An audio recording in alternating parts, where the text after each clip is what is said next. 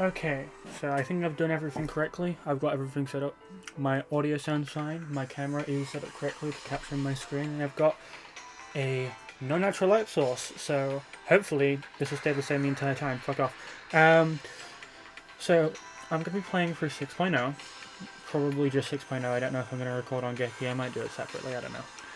But I've heard a lot of shit. I'm excited. I guess I'll just hop into story mode to start, because that's... Okay.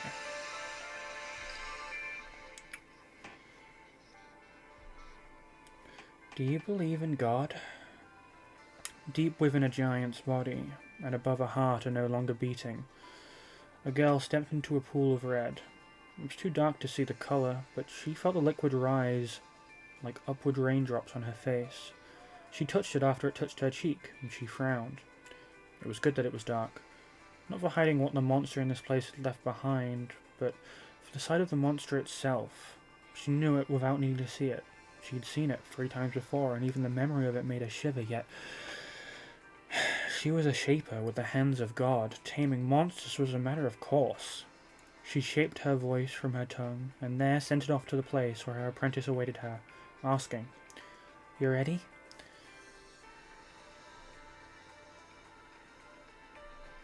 An answer soon came back to her ears. "Idiot, of course." She whispered, "Shut up," and lit an air light hanging from her hip, swiftly pulling the illumination out of it and in front of her, spreading it throughout the gallery. Now she saw the paintings of ancient angels. She saw paintings of God. She saw paintings of the great bones, the hollowed spine and ribs of Lethon, and she saw the great beast itself she was here to hunt, lurking at the far wall and staring steady at her, with a single eye at the end of a long and thick stalk. Its body was hiding behind 8 feathered wings. Seeing its eye, she cursed under her breath, and moved. The beast's eye shone with plasmatic heat, and the heat behind her, and now at her side, was blasted back with immense and rippling power. The beast pulled away 2 of its wings, revealing a mouth bereft of lips or teeth, and the pale thing screamed. The shaper threw up her hands and stopped its voice before it reached her. That voice beat down around her and cracked the floor. The frames of the gallery paintings ruptured, and the monster, the power who'd chosen to raise here, flew fast towards her. It spread all 8 of its wings to reveal its lean, muscular body, contorted and non-human, non-animal. Its rigid spine arced with violence and there, and suddenly the roof above burst apart. The stained glass above, the stone and wood above, before fully falling, much of it coalesced into the shape of a spear, and above that spear was the hand of a child. The child threw the colossal weapon down with a great and pulsing force, clear through the power's spine. The beast exploded to the ground, and the pale-haired child above gazed down upon it with piercing eyes. And, "Now, sit," she said. With the beast now struggling, but in a sense of stilled, the first shaper went towards it and laid a hand on its neck. "Return to the air," she said, "and have the other powers take care of you." The beast's body then suddenly pounded and shone with light. Its shape compressed out of the hold of the spear, forming a small sphere of light before her palm. She looked backward, and cast that light out the door, and finally, "Showy," she said. Oh, wait, no. Be like, "Showy," she said, glaring up at the child now seated on the end of the gargantuan glassstone sphere. "Nice going, El. Now I'll have to lie about it. We can't pay... It's fucking it's Lagrange! Surely, right? My dear Nell, we have... Oh, well, okay, that's a different name, but El... Okay. Sorry, I'm not reading, I'm thinking.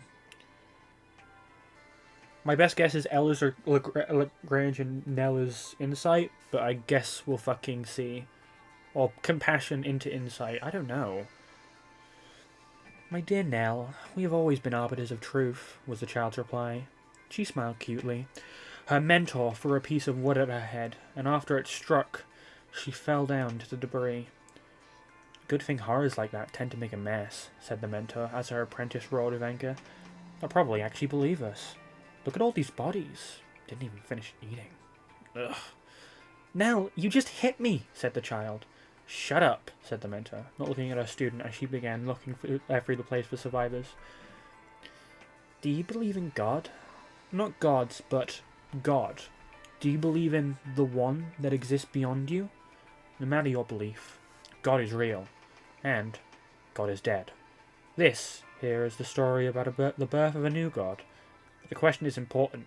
It echoes through time, eternal. Belief is what makes almost everything. It makes men and women act. It makes truth. It made Arcaea. But God, the world, Lafon. Dead though he might be, he still exists, and is father to all. And of course to those with the hands of God. You know them. The Shapers. Tairutsu, actually, that isn't her name. The Eighth, and Lagrange. It has to be Lagrange Fran. She has to be relevant. She has to be. Okay.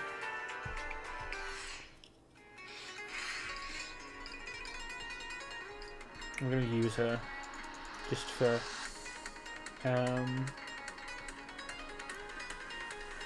I'm sending it.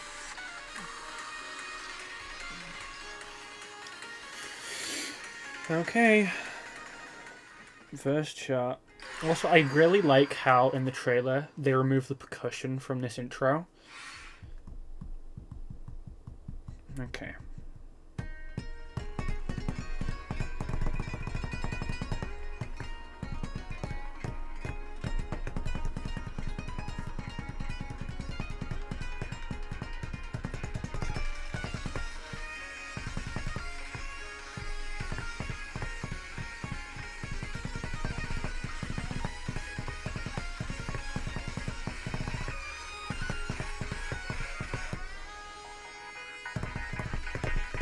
Oh, you didn't play the whole thing. Sad.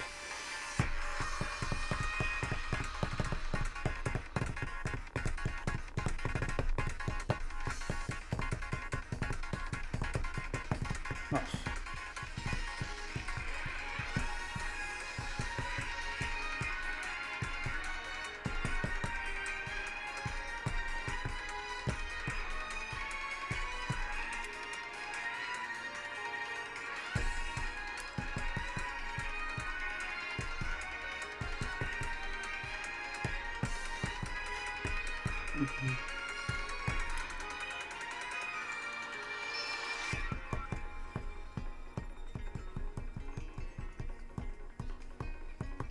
Oh god, I was not prepared for that.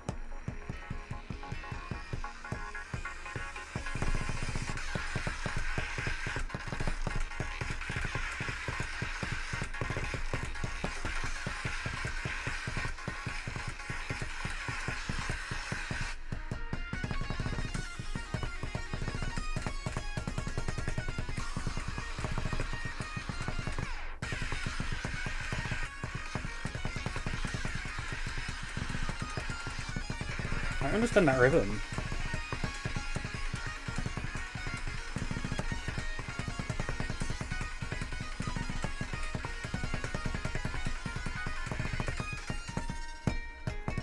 Oh, they used this part. Wait, no they didn't. It's the same thing.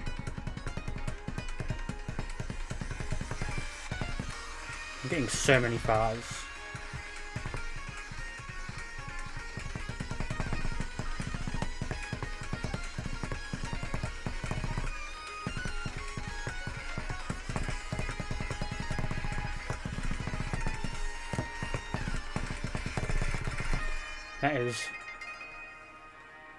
That's really good. Oh, just barely missed an EX plus. Oh well.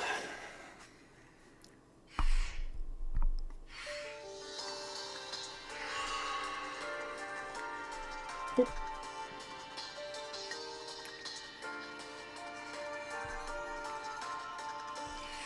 Let's read the story, baby. The two girls received payment for completing their task outside of a building. People didn't like the spectres having free trespassing government offices. As Nell leaned against a tree, an owl sat above her on a branch. They listened to the debriefing of the official who had given them the exorcism job. Although it wasn't spring, cobalt flower petals drifted from the air from nothing. They all paid this no mind, a typical event on Lafon. And finally, if you two could take a look at the town's air-spinning strategies, it would be a great help, said the official. Ah, we will, Nahlas answered with a slight smile. She turned and began to walk away. She added, Don't do that, El. And the official looked upward to find the pale-haired child aiming a floating rock at one of the nearby building's windows. The stone fell. The child looked at her teacher, and after sticking out her tongue, she dropped it as if weightless from the tree. They'd been working together for 3 years, since Elle was 9. Nell was 17 herself now, and yet she felt like she'd been an adult for having to deal with the girl. The girl was capricious, volatile, and funny. It was easy to be charmed by her, and easy to want to hit her over the head. The two weren't sisters or family, but it did feel that way at times. Okay, so, no Yuri, we were wrong. But I like sisters too, that's cool. Engineering, again? Elle complained as they walked through the quiet town. Her hands were behind her head, and her eyes were scanning the air for anything more interesting than that drudgery. Non-shapers just can't handle powers like we can. It's reliable work, said Nell. She'd fished up a little tablet from her things and now flipped a switch at its side. It began to breathe, and its screen lit up. I can't lie, I'd love more gardening work myself. This town doesn't have any coin exchanges. Why did they pay us in coins? Coin from the third Terra. Very stable currency, Elle mocked, almost repeating something the official had said earlier. You don't even know what that means. Shut up. Listen for just a moment. A third Terra was just mentioned. It hasn't been mentioned, but these Terra total to 8. The 8 Seekers. Each Terra is an Earth, and these Earth expanses extend from a certain spire. The spine of Lafon, and so of course the spine of God. His ribs too protect. God's lifeless body is this world, the cradle of life, and his spine holds every piece together. This is a real world, not one invented or one after. It is a world of certain logic, bound by rules, like another made by a fractured heart. It is the old world of Shapers, where Shapers once meant everything, and then nothing. The corpse world of a giant with might and presence beyond measure. The 7 discs of land, each like a separate planet spread out and flattened, and shelled above the largest below. This largest one is not a disc, but akin to a filled bowl, akin to a stomach of dirt. People of Lafon call that terror the heart. And what it all means is another important question, and its unknown answer has split the world apart, meaning, culturally, Lafon has always been this way. Flat Earth theory? That's the only thing I can okay, I'm joking. So, 7 discs, and then the 8th is like a bowl, like a terrarium, something like that.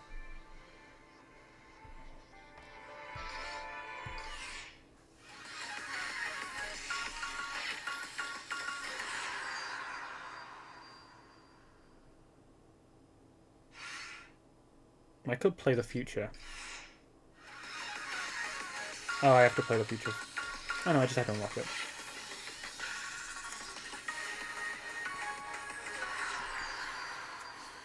Yeah, sure, let's play the Beyond first.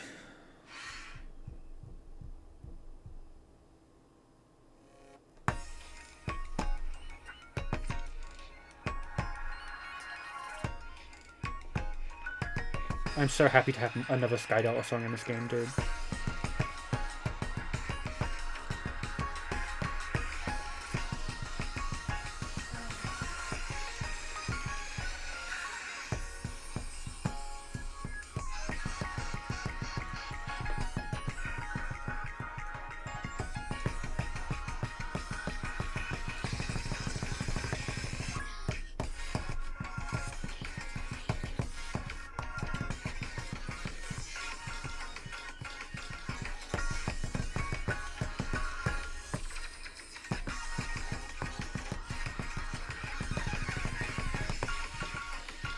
Keep accidentally letting go of the arcs.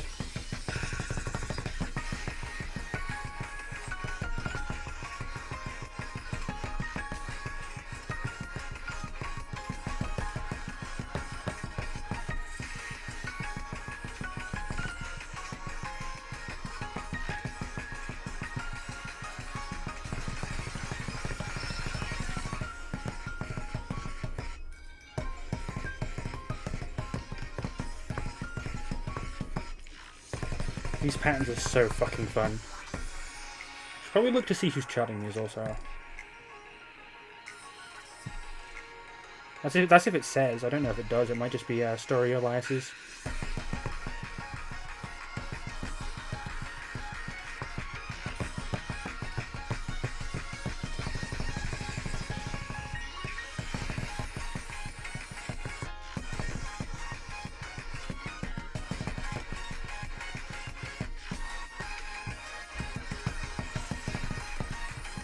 Oh.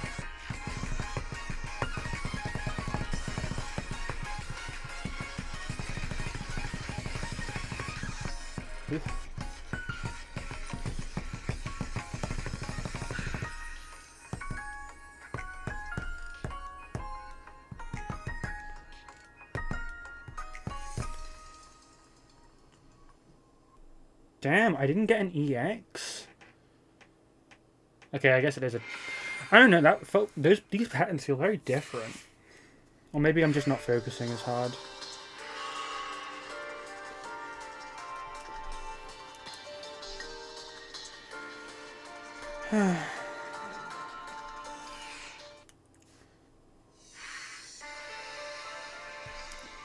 Let me drink some water. My throat's parched.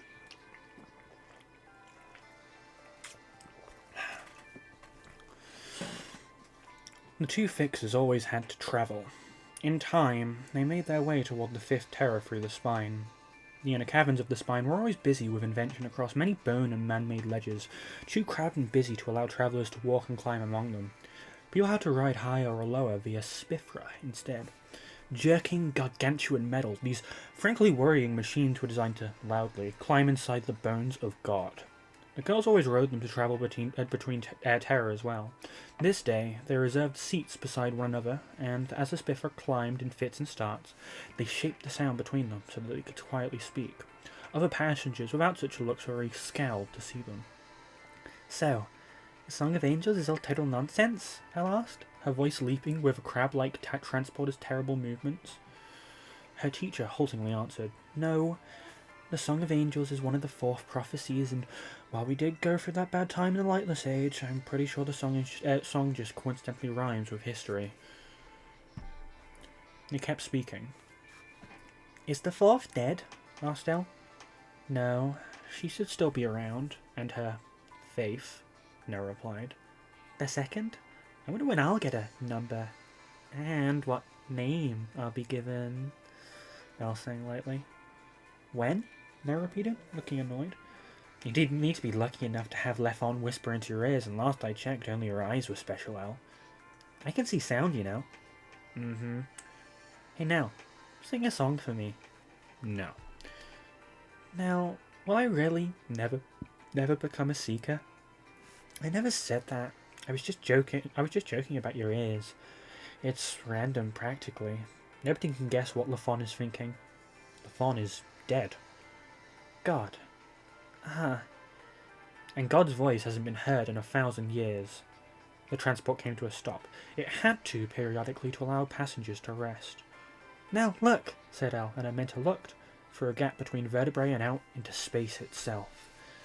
Behind God's back are countless and immense lines. These strands are threads of gold extending, waving out into the dark of space, and they do connect to Lefon's back itself, to his spine, and to also countless other worlds so distant that near all are unseen. Some few look like stars.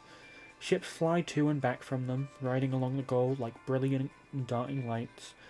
That's the cradle of life. Not magic, but miracle. And in this reality, the world, all worlds and life, came from God. Isn't that always true? It's true in a way, also of Arcaea. Hungry Arcaea. This history is being brought there now, although no strand connects, and although it too is dead. No, Arcaea was not born from Lefon, and nor was its creator. But Nell was killed, and that satisfies the world once wide all the same. Nell was killed. So somebody who came into Arcaea naturally, so it's Nell isn't Insight? I'm not sure. Huh. I wonder how the worlds here work. I mean, they say, you know... What? I guess they are just other planets. It's not like it's not like traversing through universes. It's other planets. That makes sense.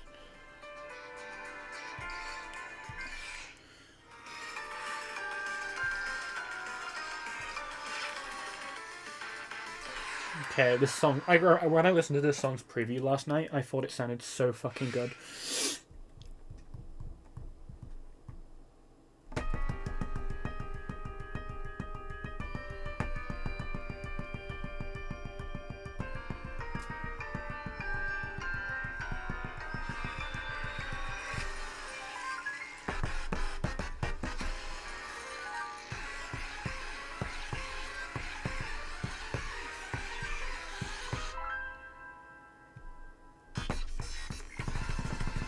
Streams!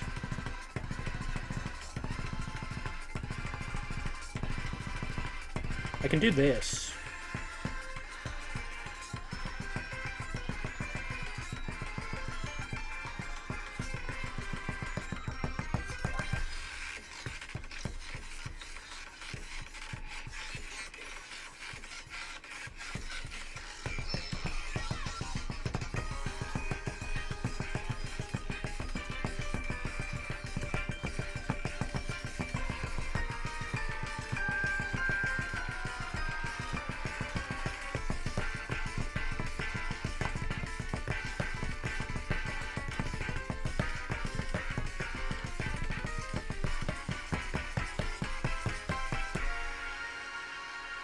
This song goes so fucking hard.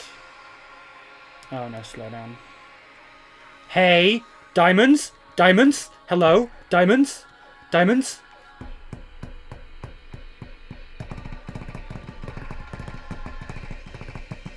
Lagrange motif. Oh god, I just ate shit on that. My god.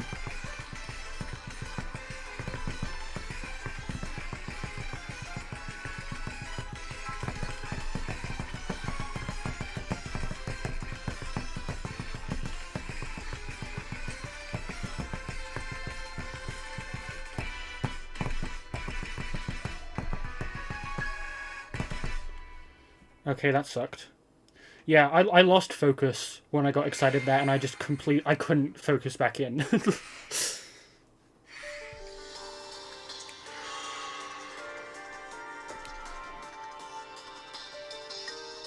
I'll upscore all this later. This doesn't seem that hard. I'm just excited and not playing the patterns properly. I gotta lock in on the 11 now, and whatever comes after that. Hello. Multicolored eyes. I see you. That is totally insight, right? I don't know. Nell wasn't dead yet in this story.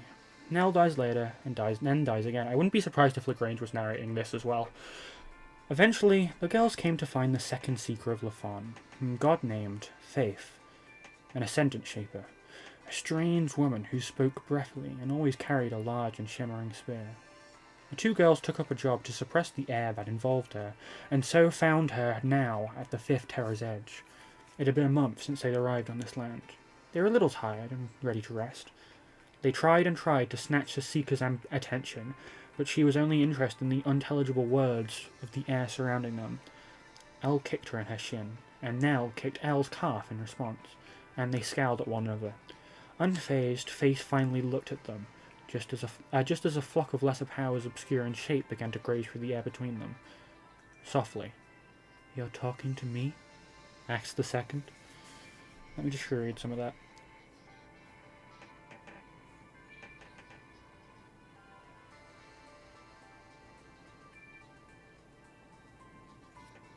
So they're going to confront the second seeker. Yes, Nell corrected herself. I'm sure you would have wanted the fourth to help, but we're a skillful pair. She doesn't have time, answered Faith, meeting the younger shaper's eyes. Yes, I've heard the 11th came back recently and is resting back home on the heart, but the air is bitter, and won't let us speak between terror, said Faith, finishing Nell's thought with a stoic face. Even air transmissions will fail, and of course we can't fly through it, so nothing can be done about it. You could do something, Elle interjected, and Faith looked down at her. Why don't you? The child asked. But Faith didn't answer. And Nell thought to herself, because she can't. Only Lafon could. After getting through to the strange woman properly, the details of the suppression task were conveyed.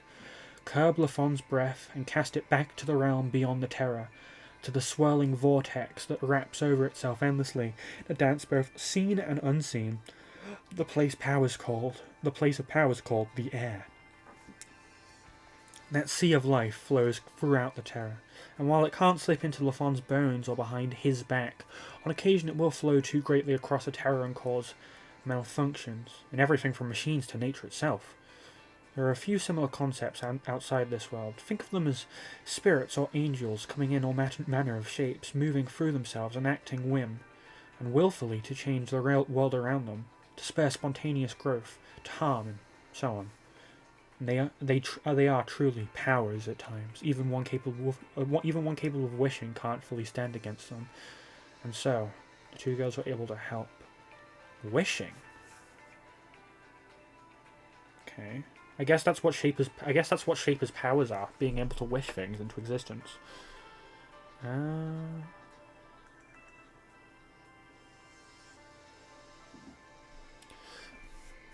pair of them worked apart from the second seeker, and as they worked, the weather became strange. As their clothing waved around them in the winds, their arms raised, with hands and fingers moving great and invisible beings, dark clouds began to brew across the ground. Clouds formed, also at their feet, and soon rain began to fall upward around them. Then it became a matter of managing lightning, too. While it may have looked fantastic and interesting, the work was rote. Therefore, Elle quickly grew dissatisfied. While taking hold of an arc of lightning and twisting it into a flower's shape, she asked Nell a question that she had asked perhaps a dozen times before. Why do we do all this? And when Nell ignored her, she asked a couple others. Is it just penance? Is that all this is? Nell answered her. Don't ever think it, Elle. It's just the right thing to... Even though it's worthless? It's all just because we lorded over others in the past? I didn't! And even if I could rule, so what? Come now, tell me why. Why do any of this at all? Who are we proving ourselves to? God? Lafon is dead, and... Elle, be quiet. We Shapers killed him, right? Nell dropped her hands and turned to look at her student. The child was giggling, but all her teacher would give her was a glare. Lightning flew up at their sides, lighting the Shaper's eyes. You are beautiful, now, Elle remarked, looking back at her with a wry grin. Shame you really are stupid. The air flooded between them and grew hot. Little fires came in and out of the weather as powers whispered between themselves unintelligible. Elle snickered again, and Nell stepped towards her.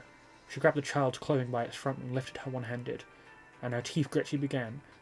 Why do you always... But she went quiet, and Elle lost her smile. After all, it had been 1,000 years. The Shapers said that they had killed God. Others said God simply perished, and others still said that God gave himself up to birth this beautiful world from his body. Others and others, but the one certainty was his death. And yet the Shapers said that God still had a voice. For their arrogance, their tyranny, and for their claim to the greatest transgression, people had prayed to powers to punish near every Shaper alive, to have them face a reckoning. And as powers do listen to prayer, in ancient times the hands of God were nearly cut fully from Lafon, and the few who remained were humbled in the wake of it all. But still, in faith, Shapers said that the voice could still be heard down on Lafon's heart, and only by they, his chosen people, yet here so far from the Holy Land 2 young Shapers heard him. Lafon, spoke the 2 girls, and told them of a coming end. Oh, Lafon spoke to the 2 girls, and told them of a coming end. Uh-oh.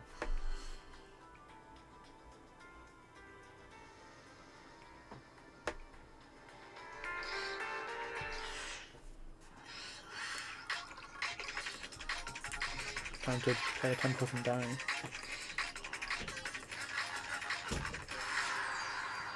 I can't believe this is a 10 plus. I thought it was going to be lower. Focus. Gaming.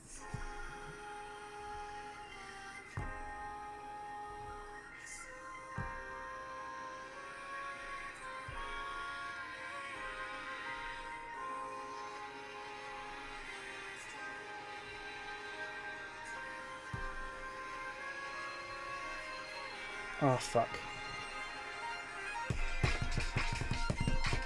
Oh god, what? Okay, but I got it. I got it, I think.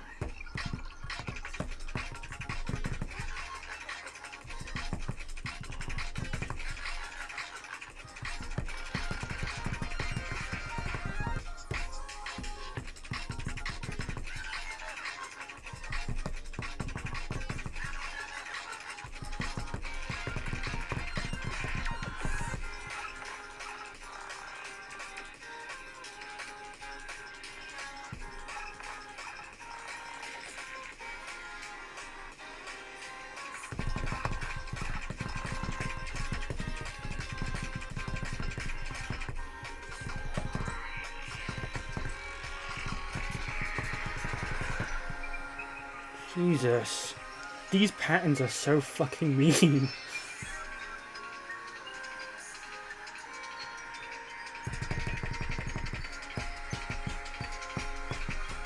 See if I can still get any X.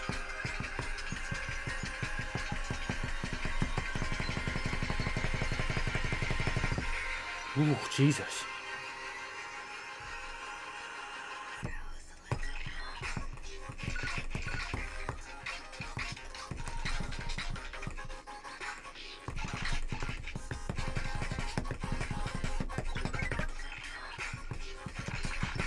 I'm not used to patterns this twisty. I have no idea how to hit those.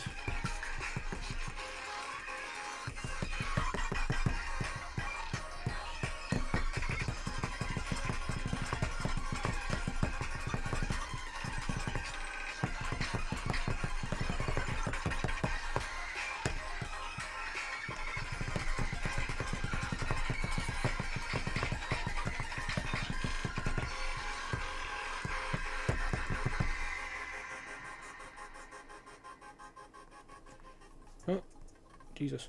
I don't think being light side is helping. Because, my god, that's so hard to read. I hope this has a dark side. I hope this has a conflict variant. That's the worst score I've gotten in a while.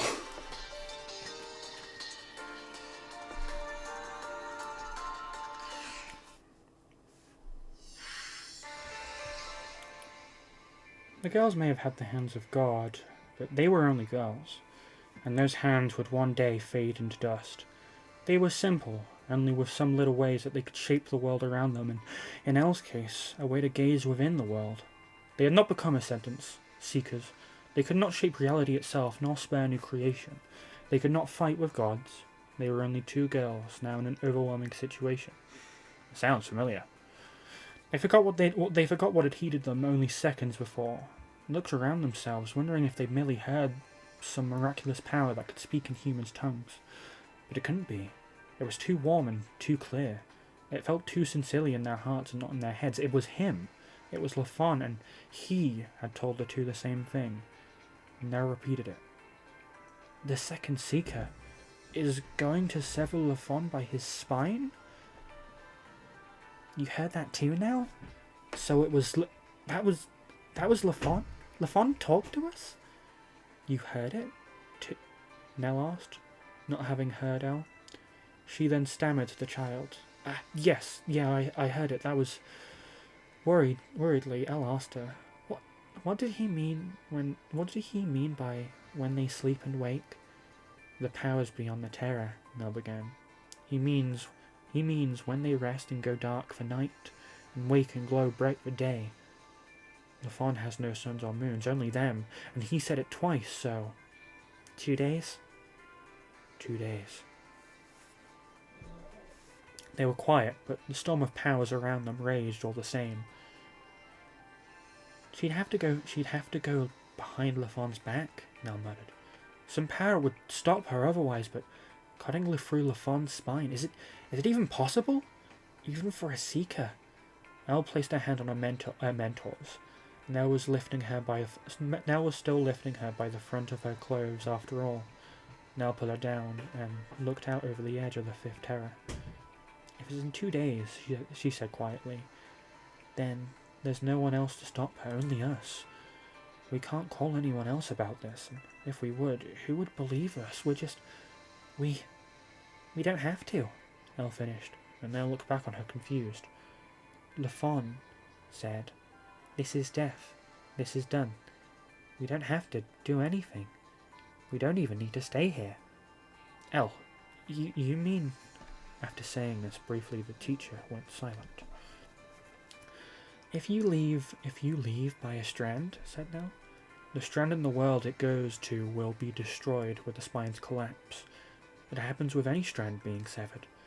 Yes, but if Lafon's spoken to us soon, we won't need a strand. Nell narrowed her eyes upon her student. I'm not leaving, said the teacher. If Lafon blesses me with ascension, all the better that I can stay here and stop Faith. You don't understand. I know that you don't, but if you want to leave, then go on and do it, but I won't. Nell turned, lifted her hands, and resumed her work of suppressing the rampant air. She spoke only one more time to the little girl standing up at her back. You want to be a god, Elle, and I know what you believe a god to be, but Lafon is himself the example. A god isn't a being of power and whim.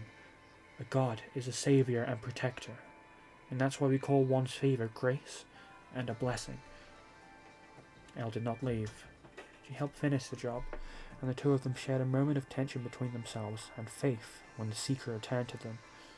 Before the second left, they did not tell her what Lafon had told them.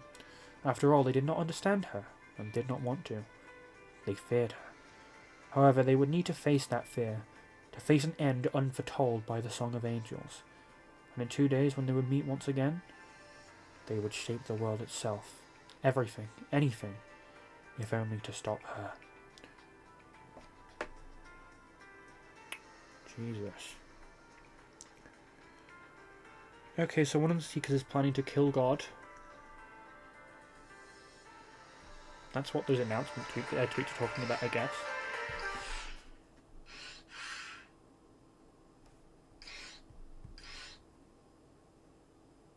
Here goes the 11. Ooh, illustration. Okay, this looks more like Insight. From like with this angle, this looks more like Insight, and this looks like someone else. So maybe it isn't Lagrange, but I can pray.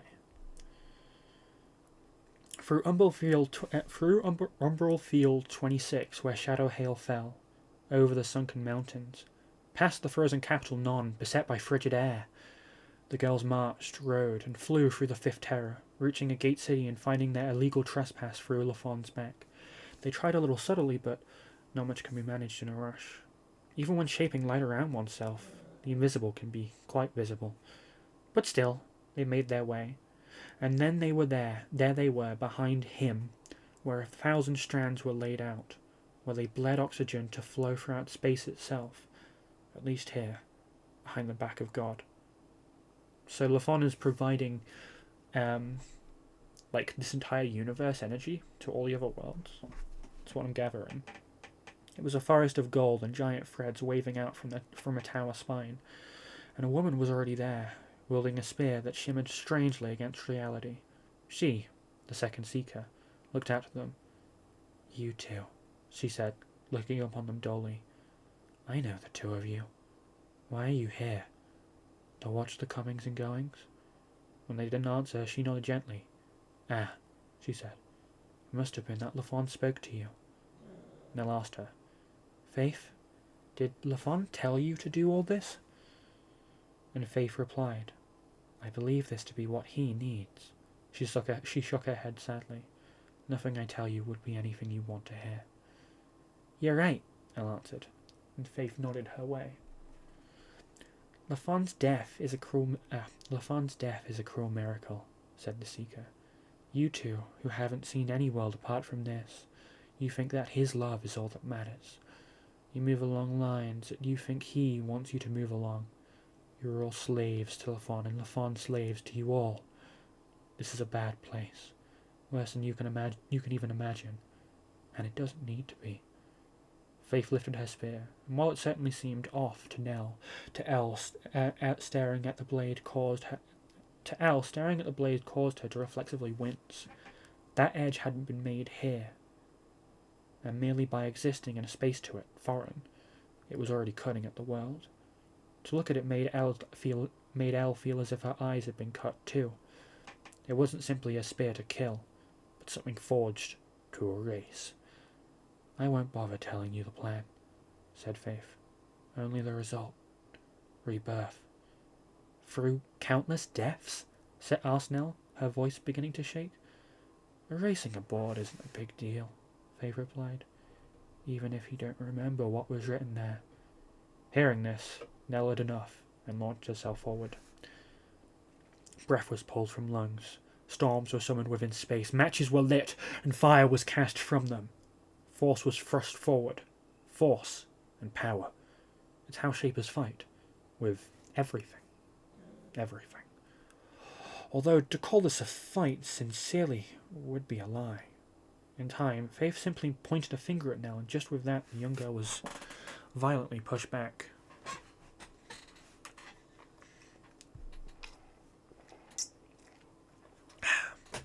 Nell struck against Lafon's spine with a terrible sound, soon tasting blood on her tongue.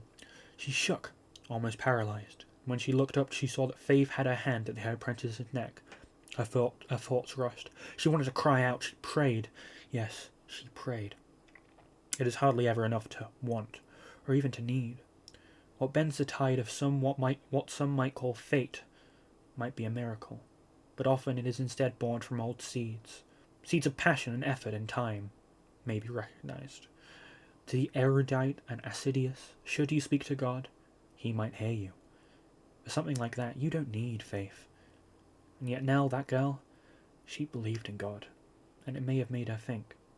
Faith is why Lafon heard her then. There is mystery here in Lafon. In 1,000 years, Lafon had spoken to no one.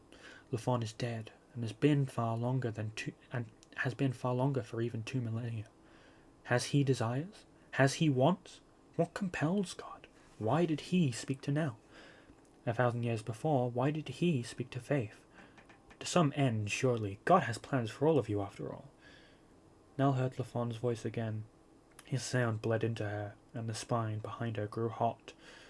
As something deep in Lafon's heart resounded, her heart soundly beat back. Her eyes and tongue had changed, and after she was left with a piece of God in her palm, and another name. She's become an ascendant. The second briefly lost breath as radiance erupted from the burns before her. She gazed through the waving strands and could see a new number being called down. With this hesitation, Elle seized the opportunity and moved the air around them to push the seeker away. After, both looked back to God. There they saw Nell, swathed within gold fragments, and with images of unknown past, present, and future, and beyond, reflecting all around her. Lafon told her to arise eternal. She, Nell, would be the 8th seeker, and compassion. Her body began to heal, and her eyes once more set upon the second. And so, as a new god was born, Lafon's voice receded again. Let's go! Oh, why is this like Eagle Seagull's background? Hello? I don't know if I have brainworms or not.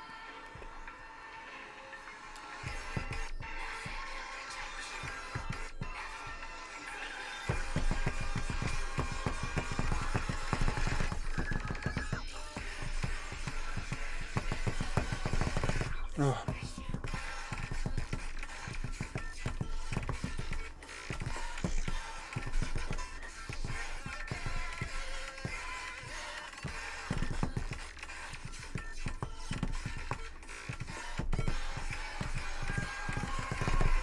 Ooh.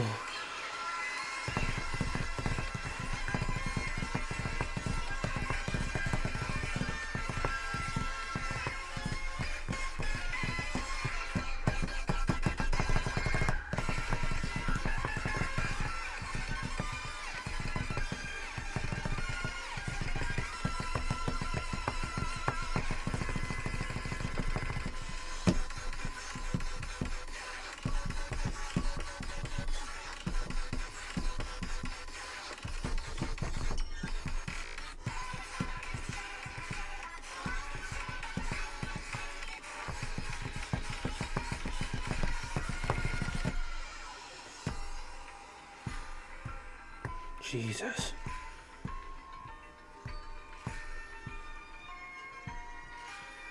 Oops, got to hit that one.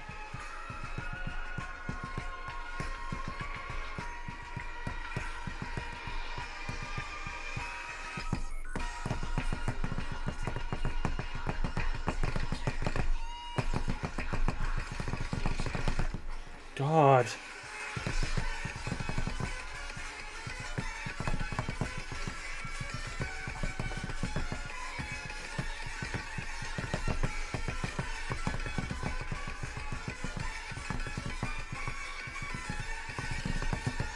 Oh, it's the thing! I don't know how to hit those bursts.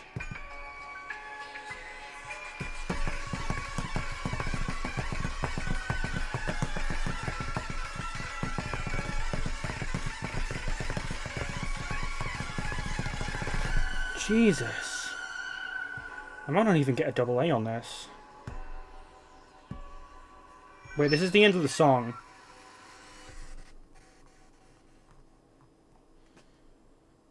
Uh-oh. There is a sixth song. I mean, I knew that already. Jesus Christ, I'm so glad first place don't affect potential.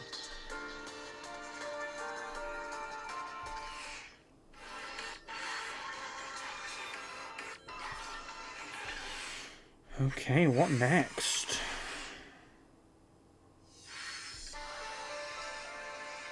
That's... Hold on. New World map, maybe? Yep. There she is. Okay. Go, my Tempest Terrier 2. I mean, I guess I could use this to level partners, but I have infinite maps for that, so I don't care.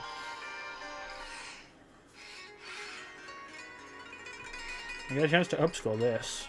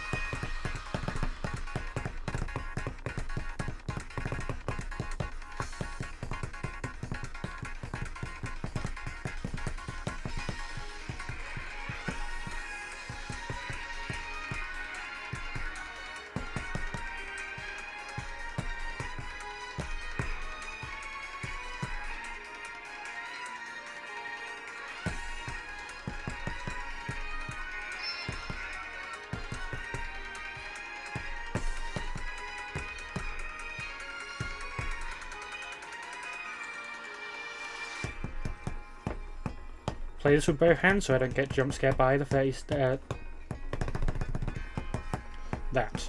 yeah.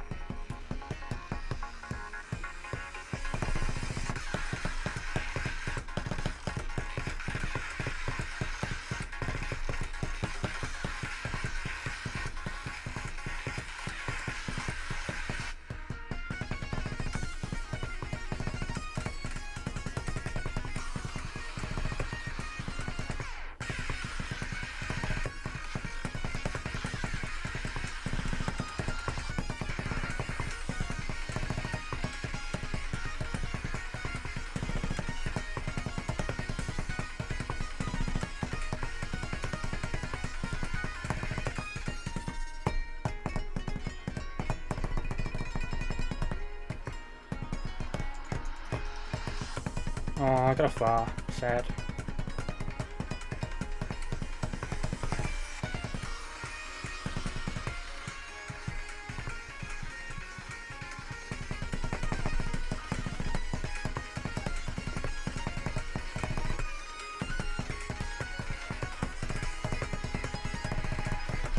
Damn it!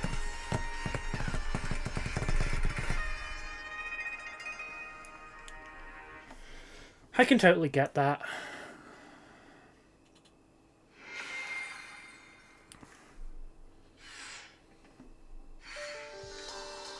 Okay, have to make my offset way earlier. My god.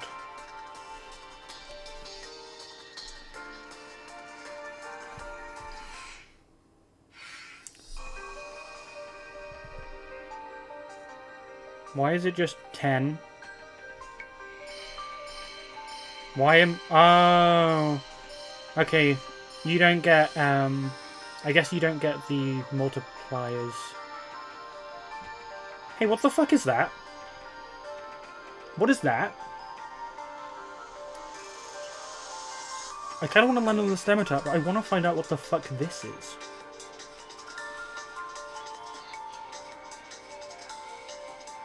$23.1. Let me do some quick math. 23.1, if I want to get that, then...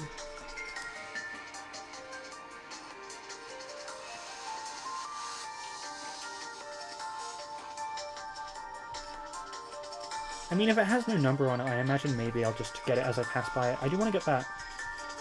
I want to get that stamina tile, though. Imagining these two are also 5, 10, 15, 20, 25, 30, 33... I mean, maybe I'll land on it just naturally.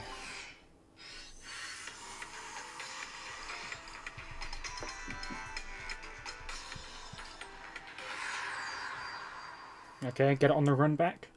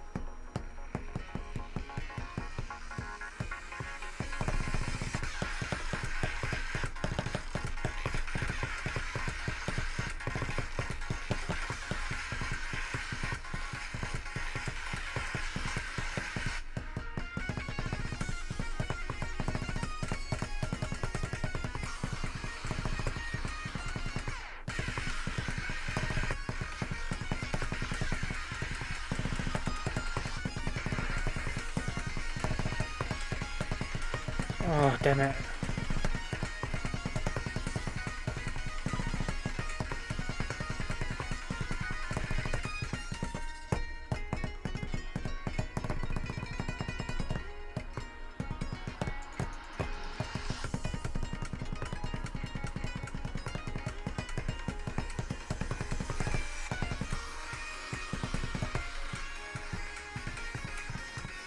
Okay, I did that part wrong.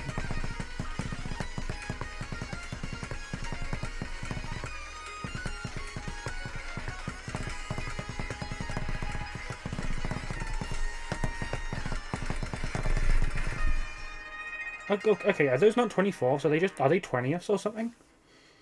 Or maybe they're just 16ths, I don't know.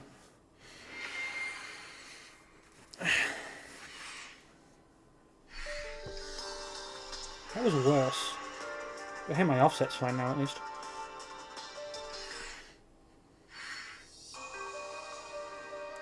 Okay, let's see what the fuck this tile does.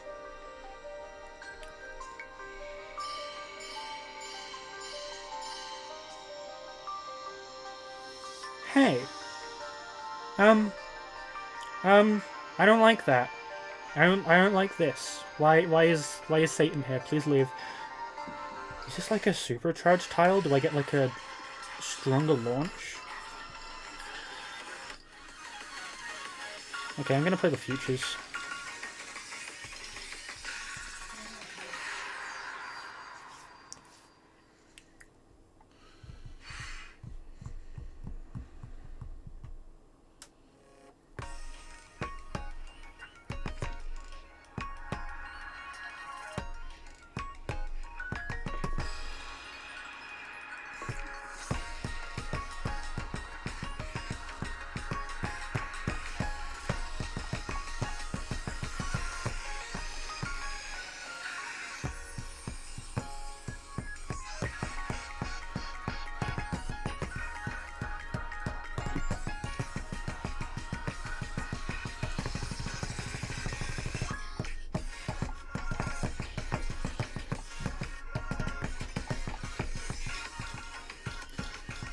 Damn you, lane 2.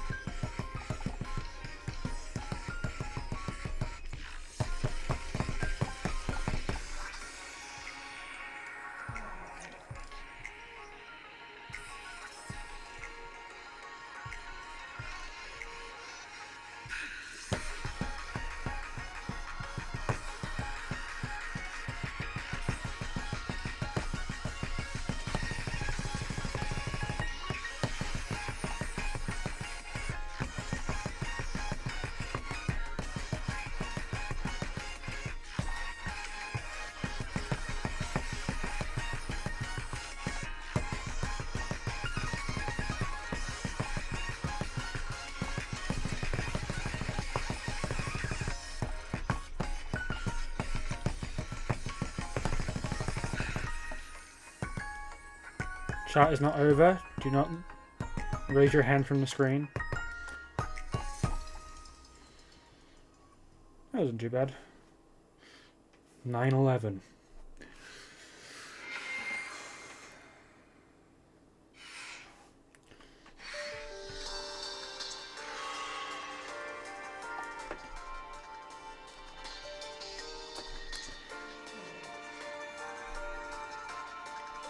Almost an hour now. Okay, let's see what the fuck this tile does. Oh. Oh. Okay. Okay. Okay.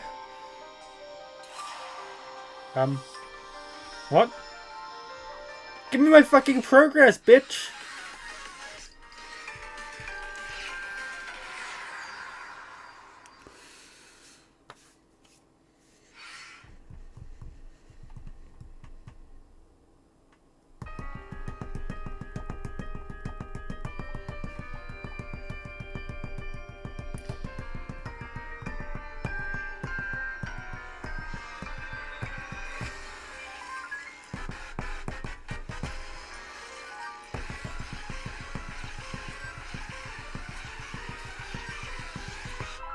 I could be crossing that over, but I choose not to.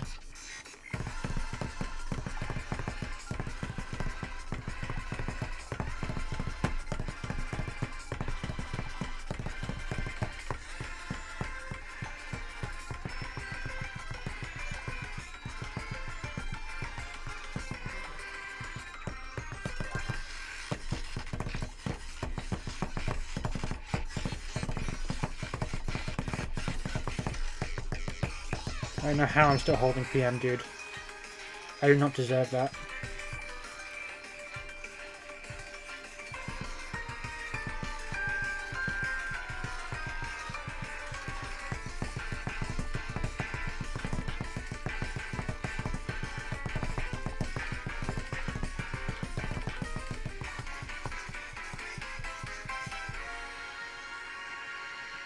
Lock in.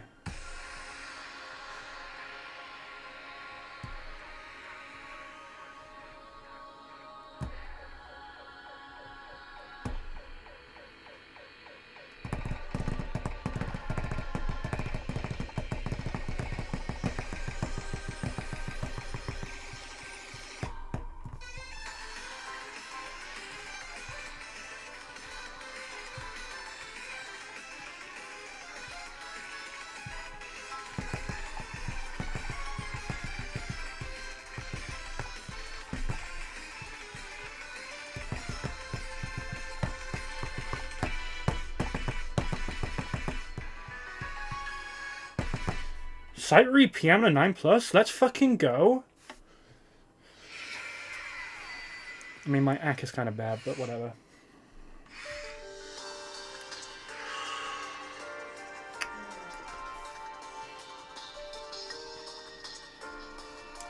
Okay, Tyler, you gonna let me pass this time?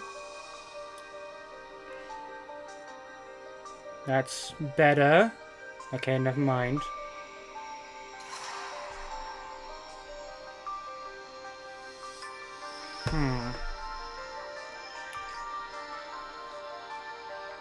I have two... Oh, why do I have 220 stack? That's strange. Strange, how are you? Wait. No, okay.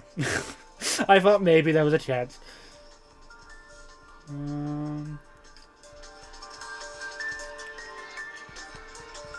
I mean, her step is going up. So maybe I just keep playing. Also, I need to make my offset later again.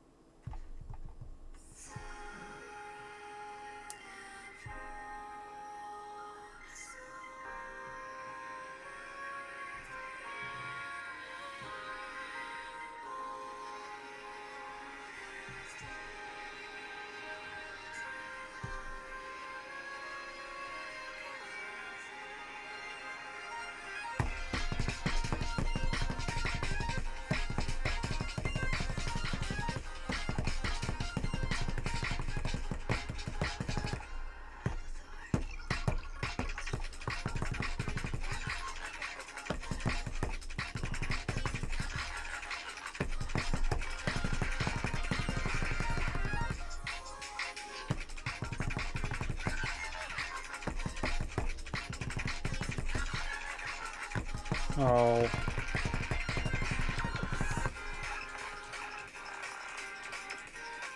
I have a problem where I let go of arcs way too early, just like subconsciously.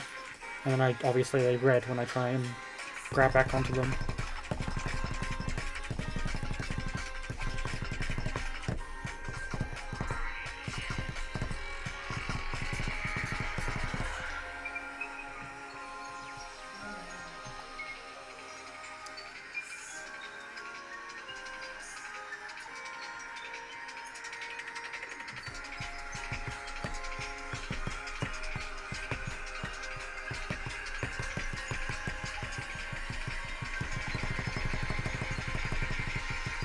Okay, I heavily fucked that up. My god.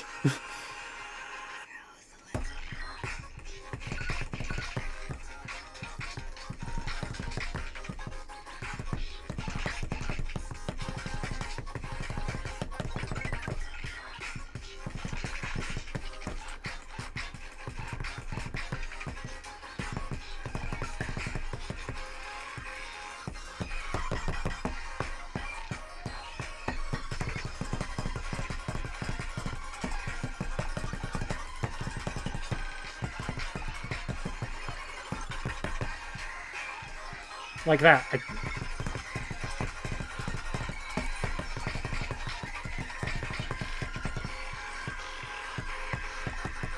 If I don't have full confidence in my inputs, I just accidentally let go.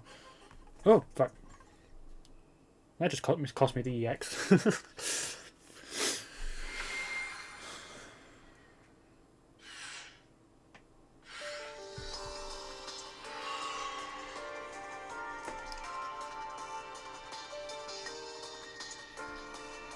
Okay, it's saying to move it back earlier. Are you gonna let me through yet? No. My stat is still 220 though. I don't know. Maybe I need a specific partner, but I don't know who.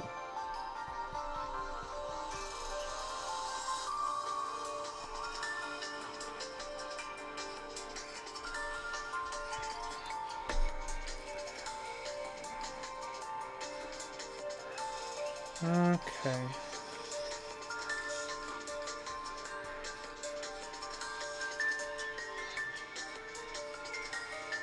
It would be funny if Hermione just ignored this tile, but I doubt it. What do they level?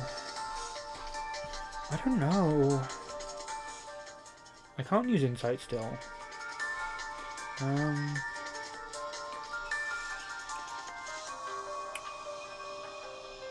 And my staff isn't going up anymore, so I don't think I'm doing anything.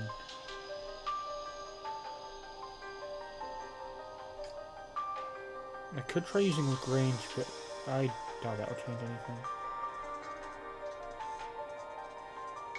Maya.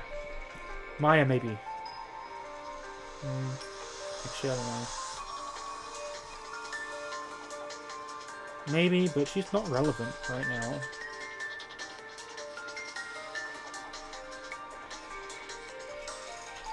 Okay, time to ask people for help.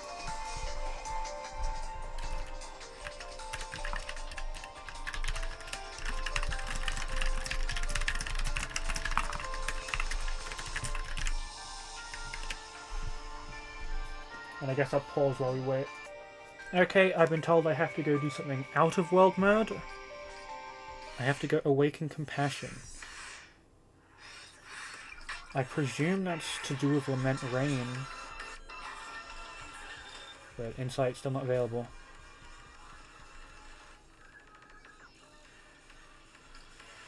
Maybe I just need to do good enough on it.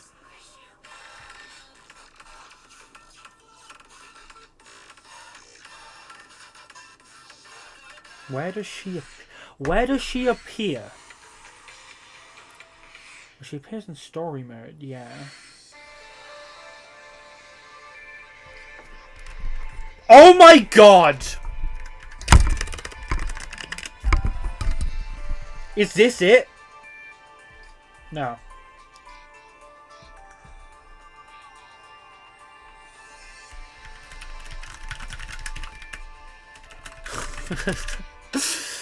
Okay, wait.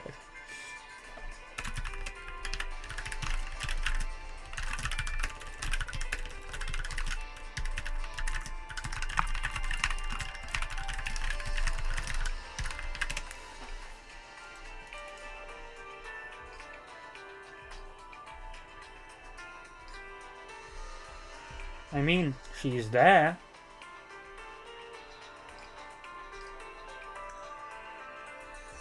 Maybe I have to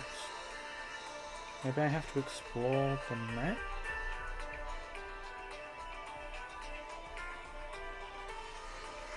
I know Britanno did something like this. Can't see anything.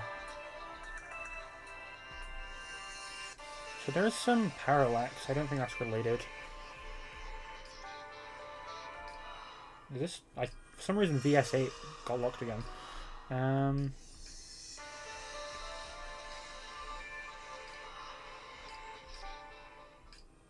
not sure.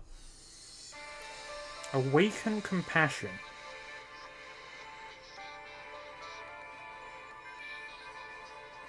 My best guess is maybe to play through Lament Rain again. Like a second time and see if that... I want to figure this out, because this game's puzzles are so fucking cool.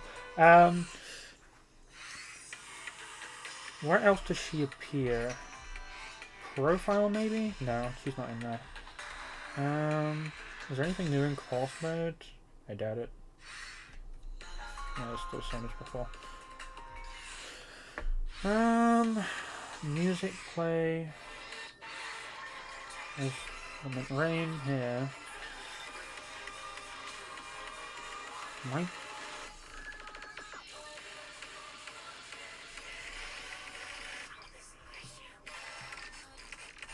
Nothing there. My best guess is it's... Would it be somewhere in my partner list, maybe? Maya, maybe? I don't know if Maya's relevant, that's the thing. Like, Maya can remind me of Compassion.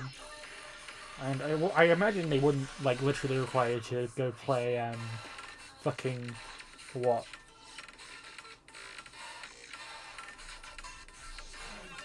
Attractia, because that's Memory Archive. You won't have that. Come on. What parts of the UI have I not explored yet?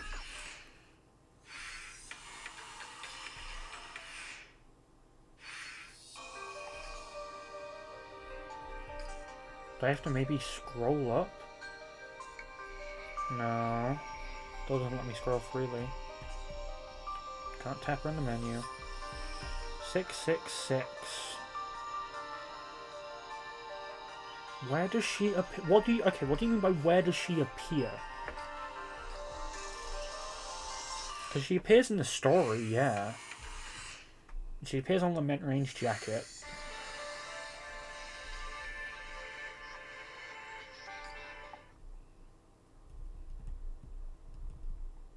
Not that.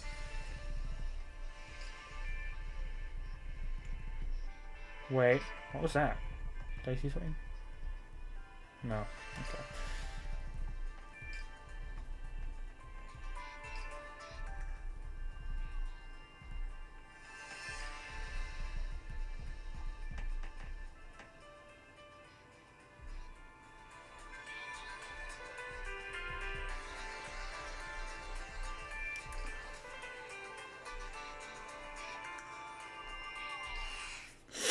Okay, I'm gonna play Lament Rain with... I don't know, let's just, like... I mean, I doubt it matters what partner I play it with. Let's play it with Maya. See if that does anything.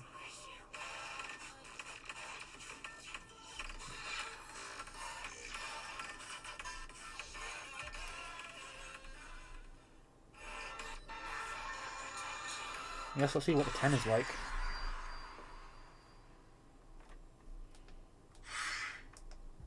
Also, I should move my mic back. I just realised. Forgot to.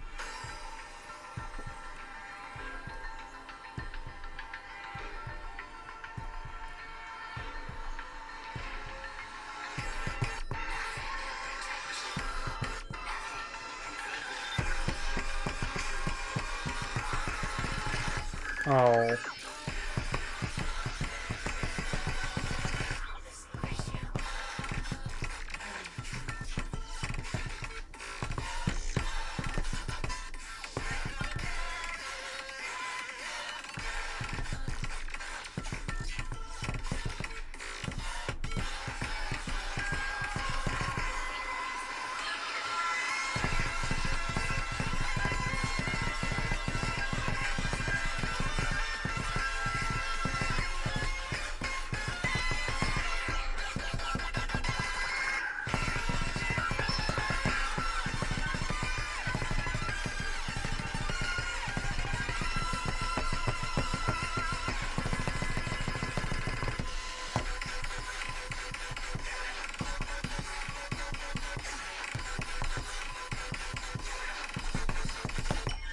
Oh, damn it, I accidentally let go. Again.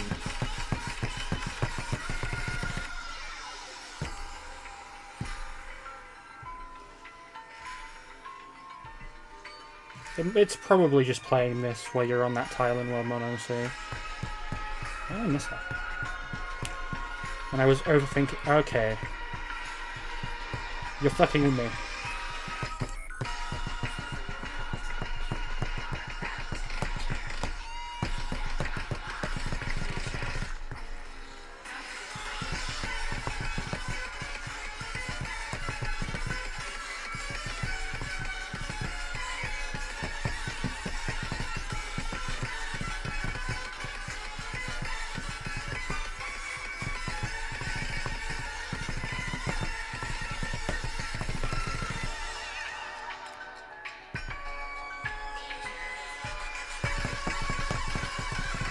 Oop.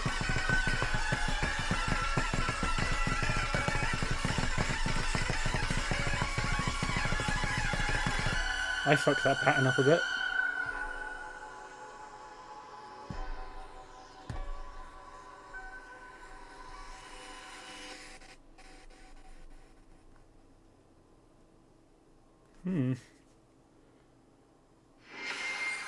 Still nothing.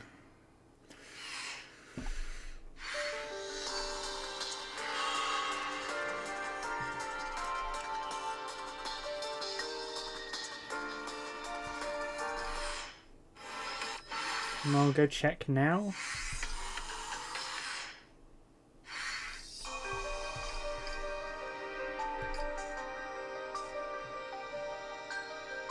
No, nothing's changed.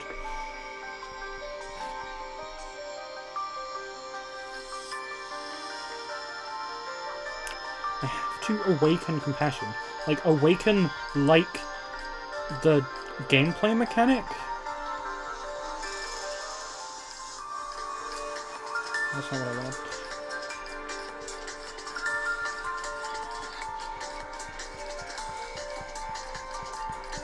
Can't see any awaken buttons. Well, new ones at least.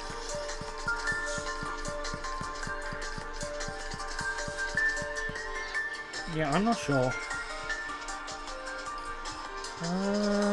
What else is there?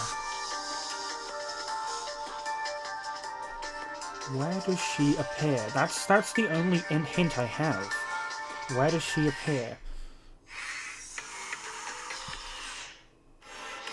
Wait. Is it in the pack banner maybe? No, maybe.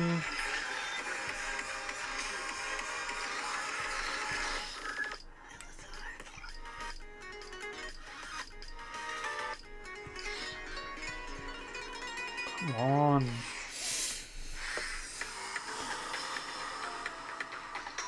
Still says because I haven't played on both of you.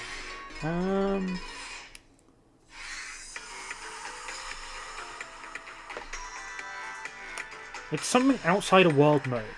That much was made clear.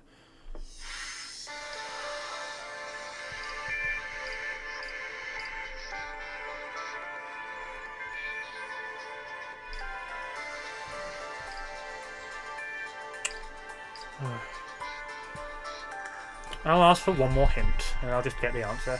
I really want to figure this out.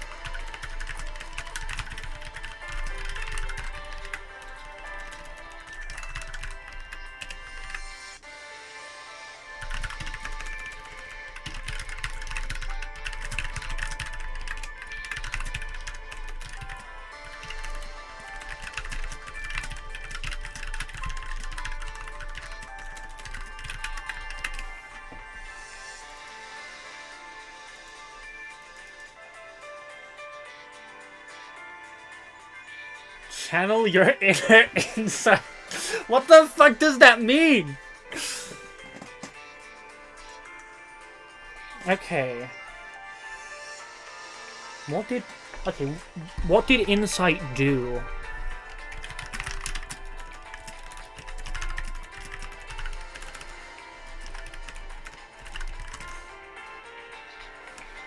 What did insight do?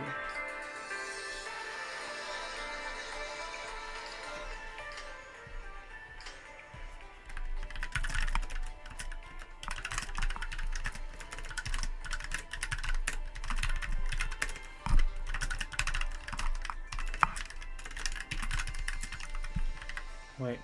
No, you can't level her up either. You're in the correct stream in one of your previous messages. Okay, so it is on this map. It's somewhere on this fucking map.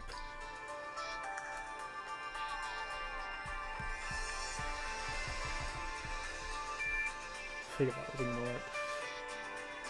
So, through my partner menu, channel your inner insight when she met Maya. I mean, I had Maya equipped. No, okay, those buttons were always there.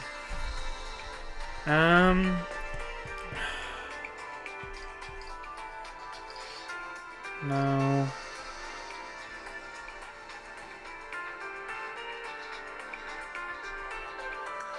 Maybe look at Insight's illustration?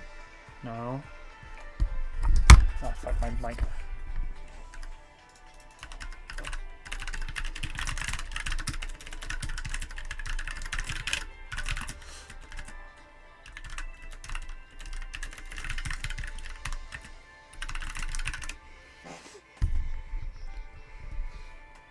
Come on.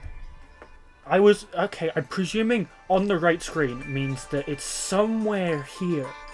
Like, I just need to look for it. Look for something out of place. Wait. Oh, I accidentally clicked on a story entry.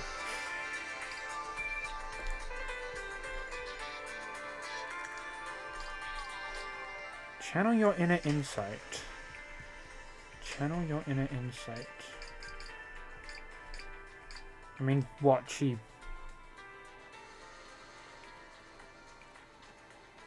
Do I have to maybe go play Arcaea again?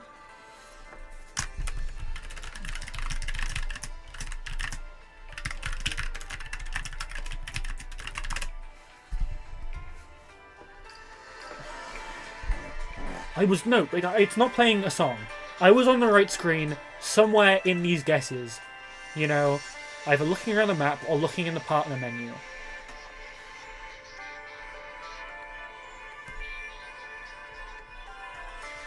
Channel my inner insight.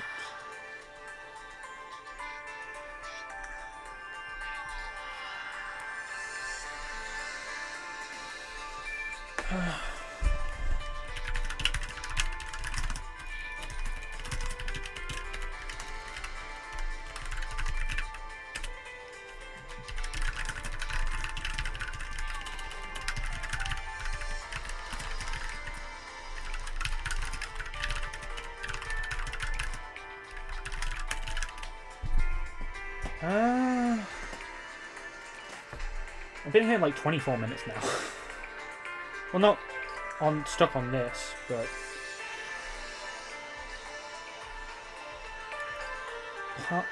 I have to... If they said awaken, like, it has to have something to do with the partner menu.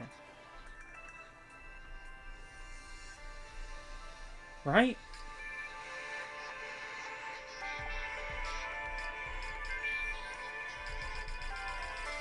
No.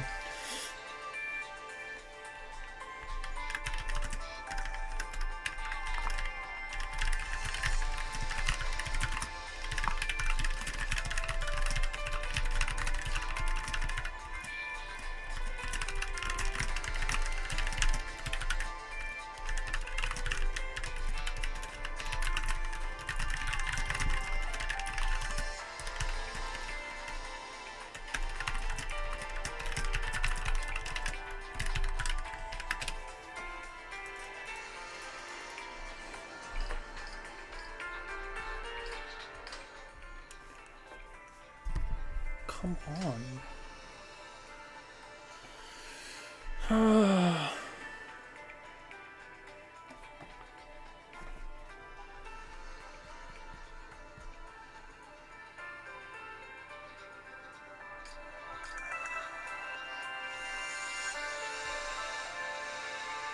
Holding down it doesn't do anything.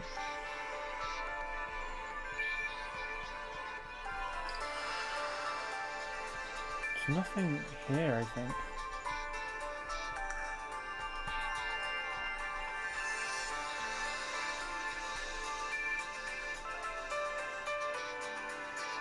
Channel your inner insight. Not the one that you're used to. Oh.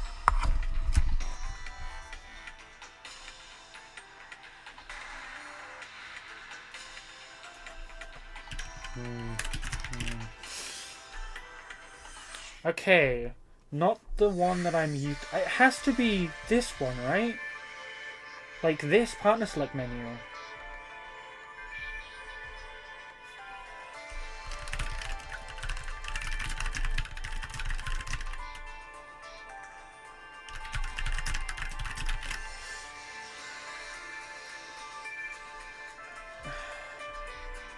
How do I awaken her?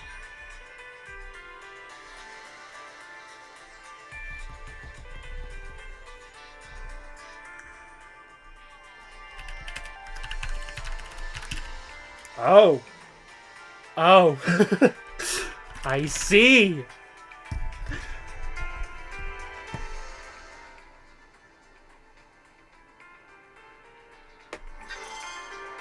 Whoa. Okay, fuck.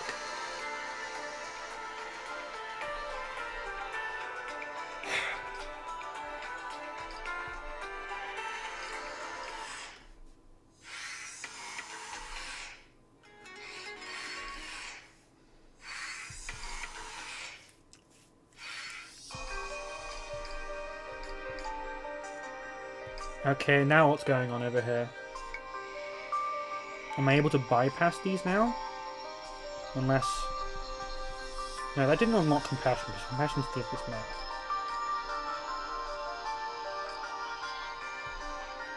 The way Sora said, you know, I'm presuming I've done everything I need to do and now I can continue.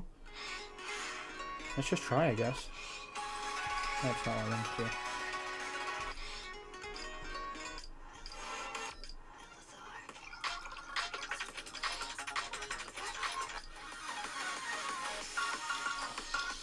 Yeah, fuck it, let's try upscoring this.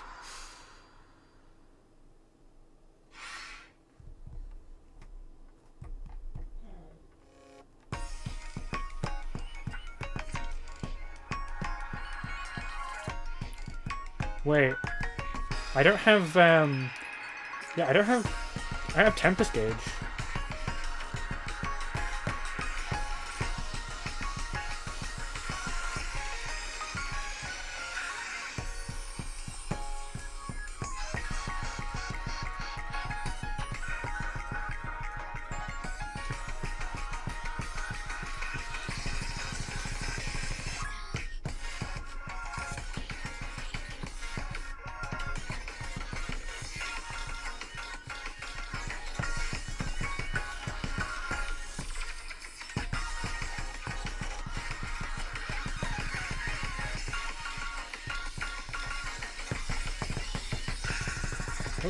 I started that on the wrong hand.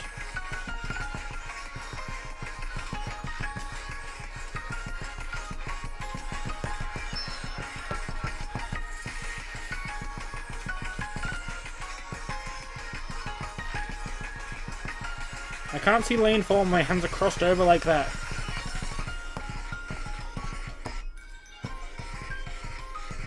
Okay, don't try that.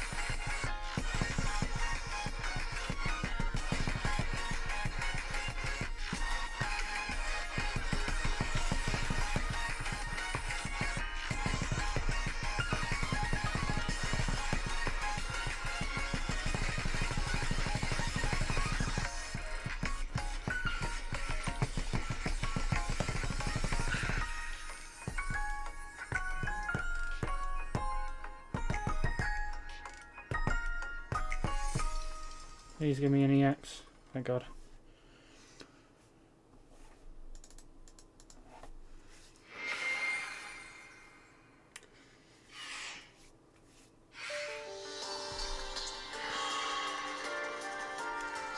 Okay, let's see if that worked.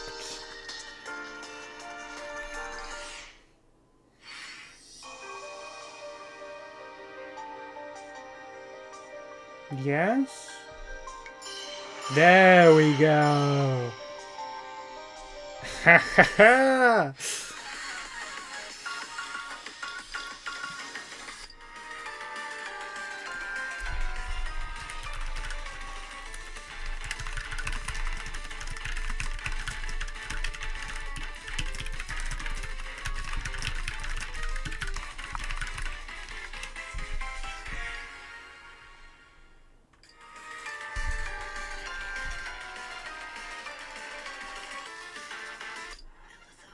Okay.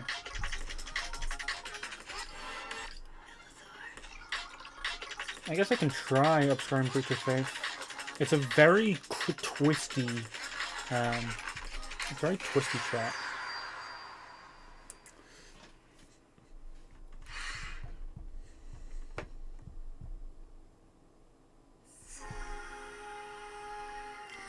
But I have to keep crossing over. I can't double step. I have to respect the crossover. Even if it's like a 270. Oh.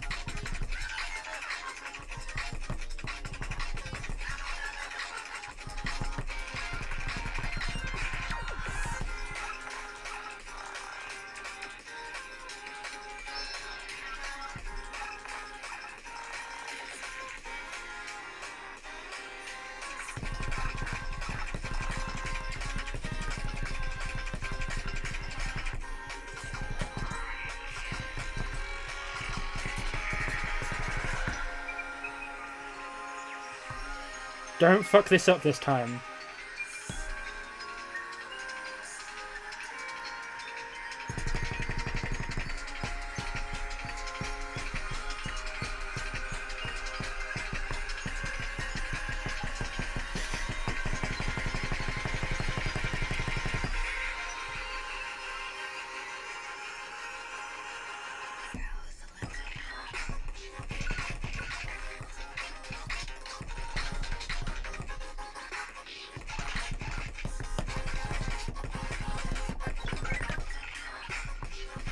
Oh, okay. I cannot do the cross-unders. Help.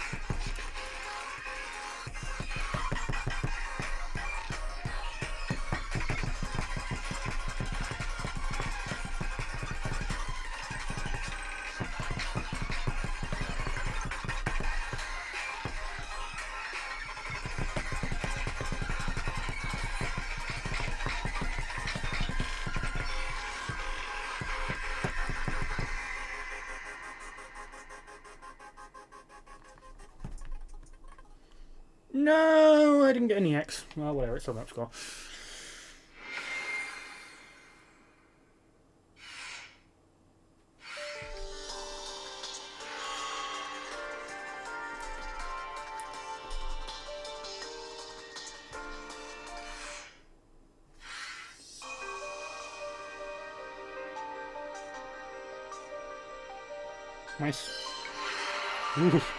My powers are being corrupted. That tile's cracked. I don't like that.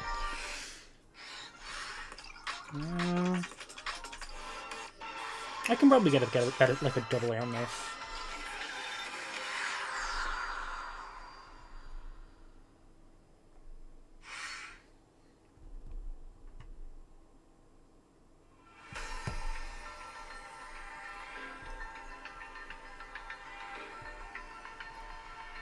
Oh.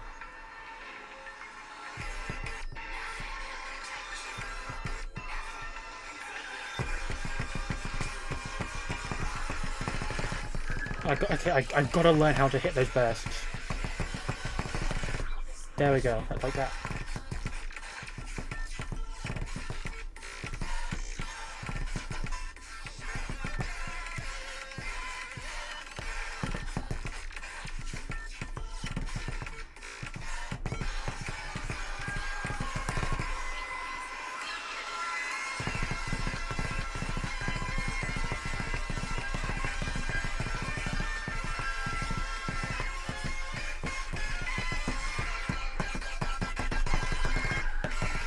Oh.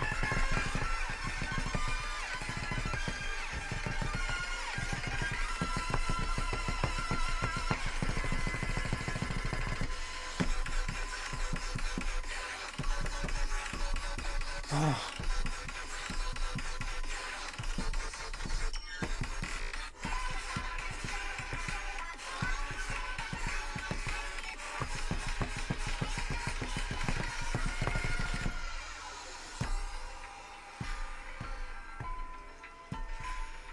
Oop, I'm on the wrong hand. Fixed.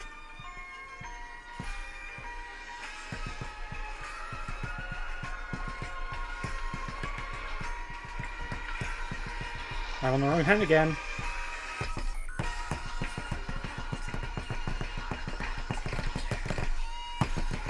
Hit the burst properly. Oh, almost.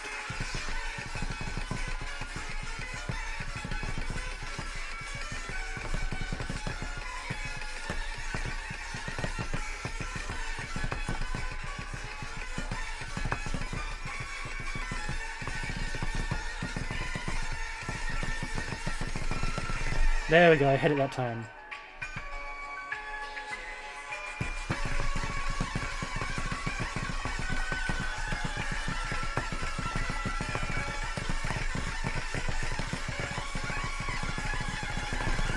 Whew. I'm sweating, my god. It's definitely not an EX. That's alright.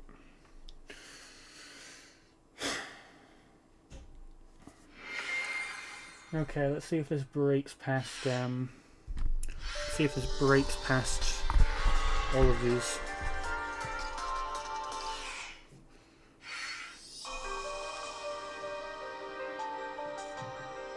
Destroy the barrier! Oh, one more.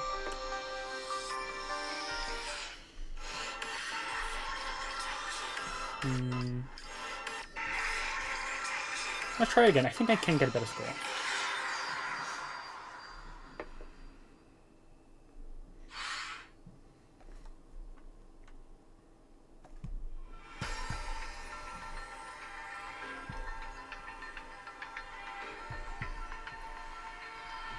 Damn it, again.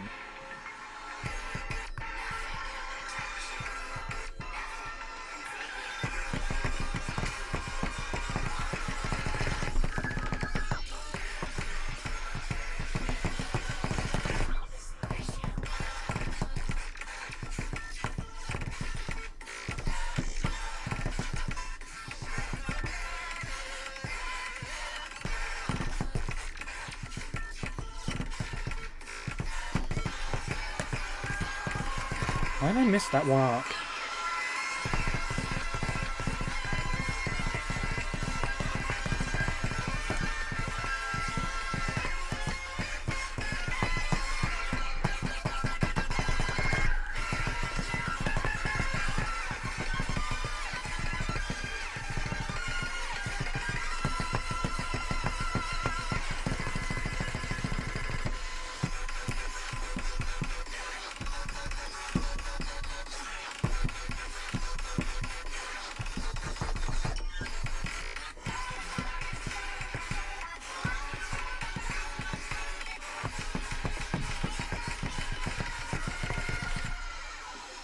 I feel like I'm doing worse.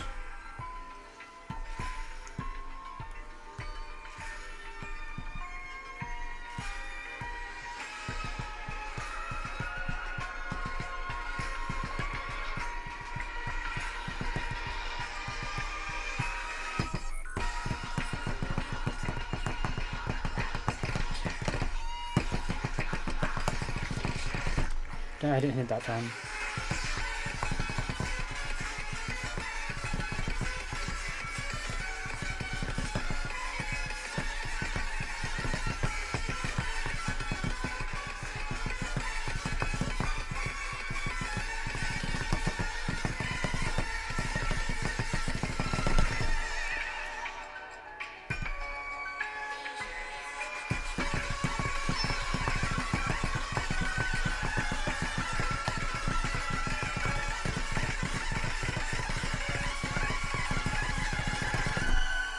Yeah, it's a worse score.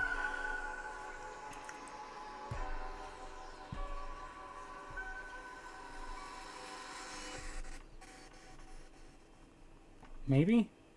Actually, that might be slightly better. Also, I got 70 RR really late into that. Okay, it's a slight upscore, I'm fine. Phew!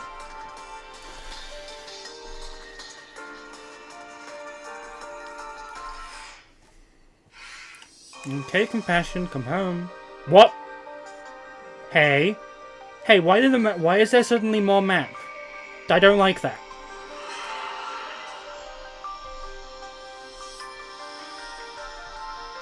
That's fucking trippy. Okay, now there's a cracked tire. Still can't use you.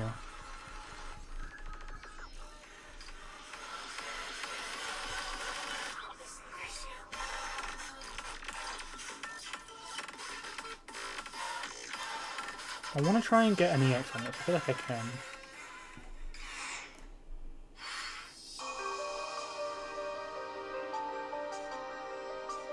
Oh! Wait, is she fucking running? Because we were on that cracked tile. I didn't even get to see...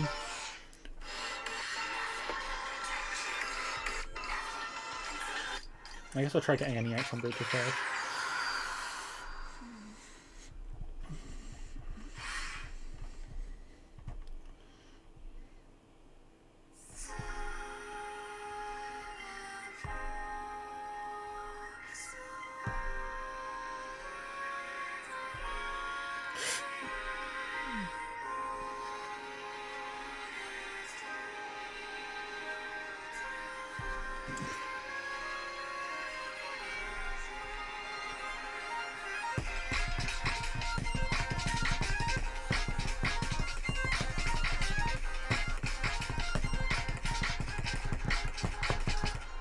Okay, that kind of sucked.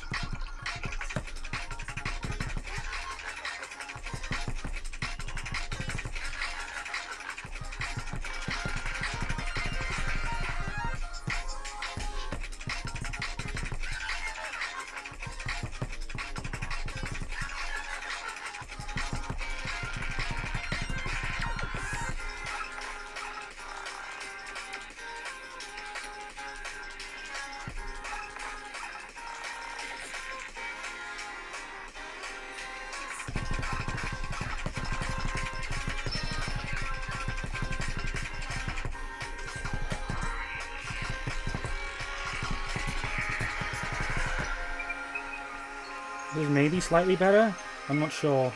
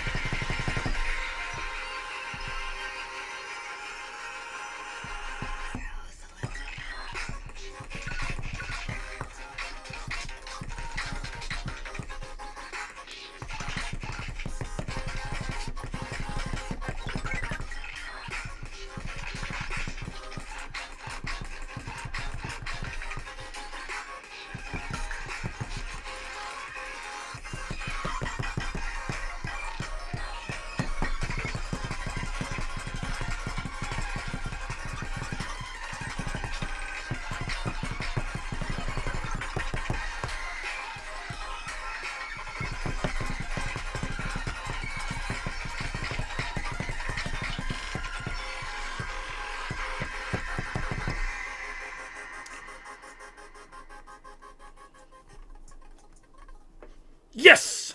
Barely got it. Oh, Jesus.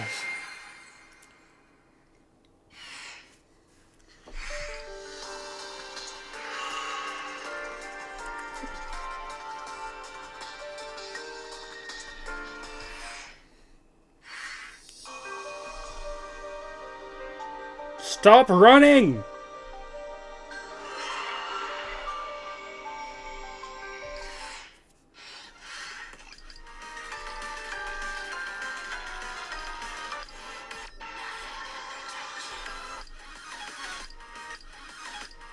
You can maybe get any X in Renegade beyond.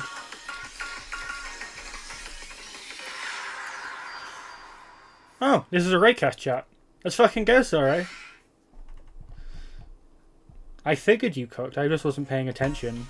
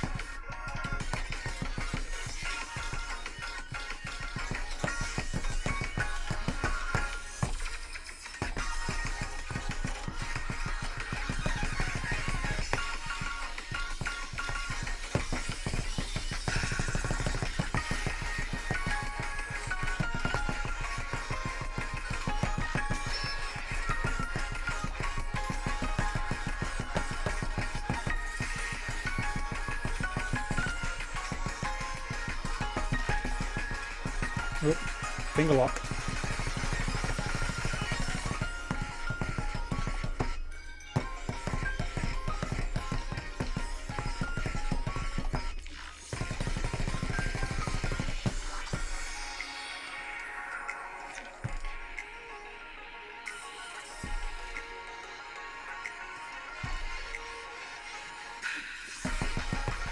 Oop. Lost my place for a second.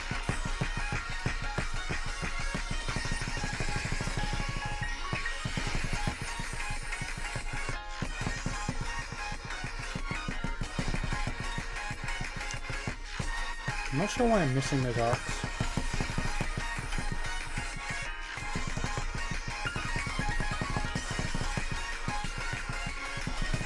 I'm playing this completely wrong.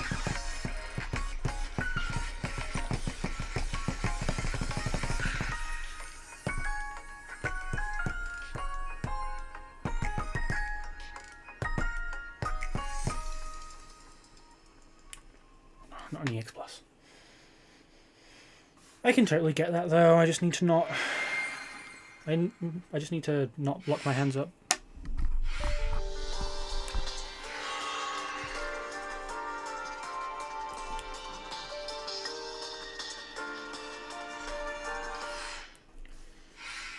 Okay. Stop running! Motherfucker.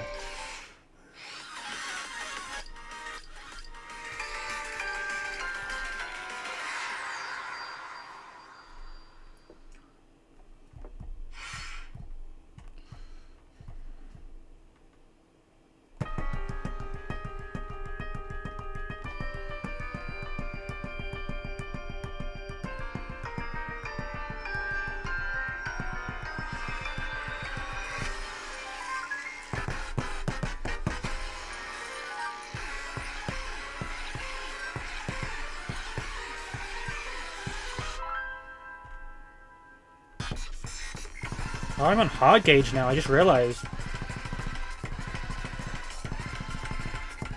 She's trying to make it harder for me. Doesn't want me to catch her.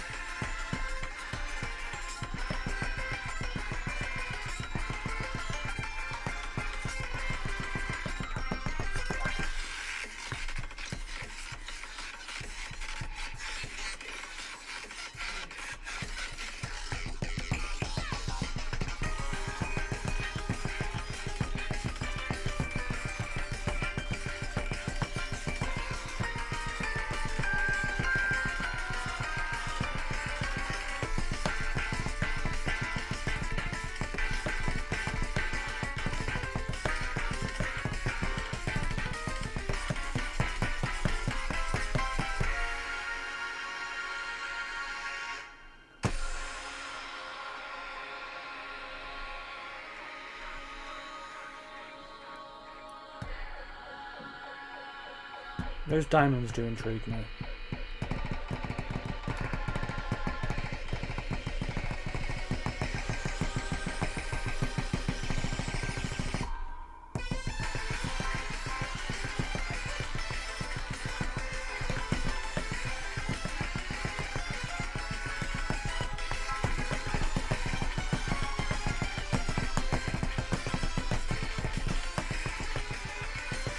No, my alarm!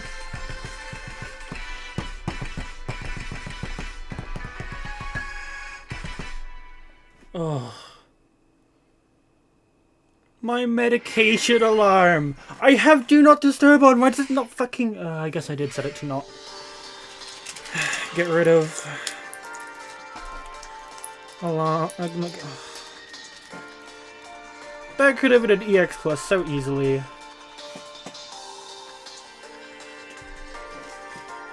Whatever, man.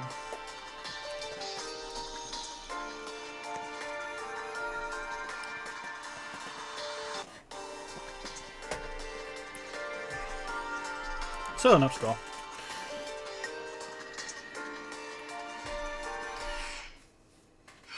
Okay, have you stopped running yet?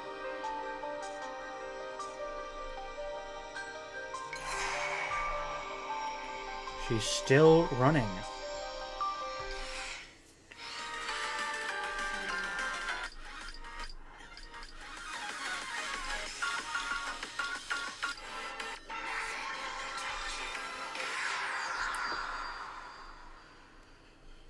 I think I can get a 9.7 on this. I don't think I can get an EX because it is a bit. It's rough, but like.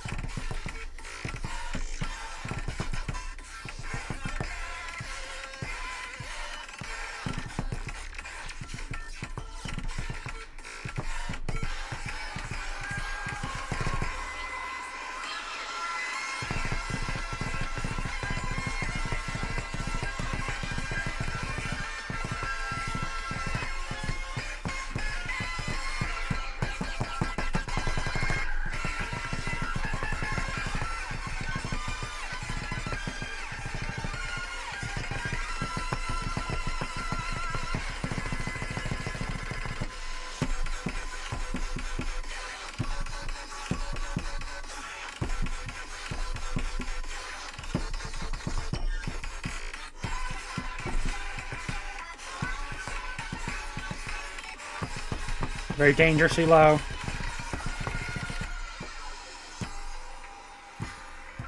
No, please! Let me live.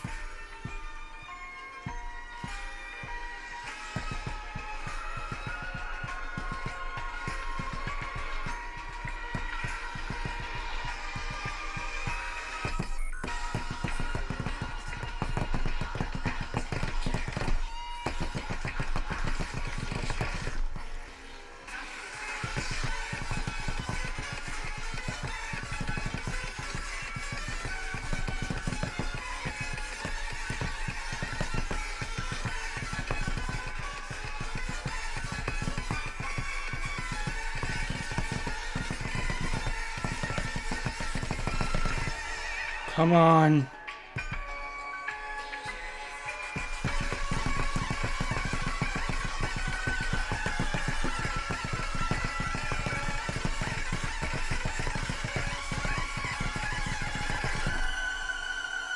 Whew. I'm alive. Hopefully that's an up score.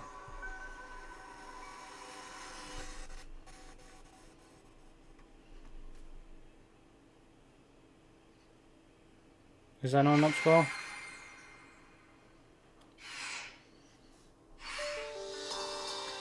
No! Okay, my potatoes are fine. But my recents have been damaged. Tragic.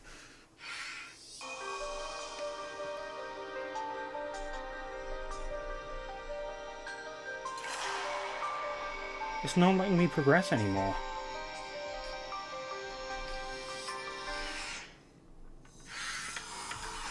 It's flashing red.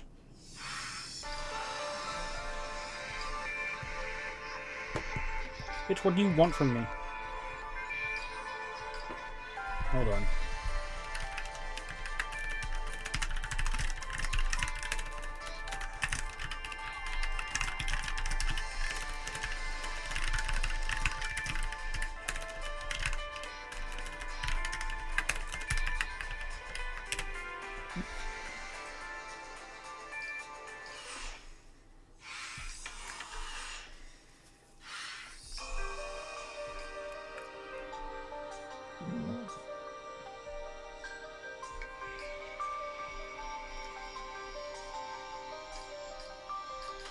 She's back to 160.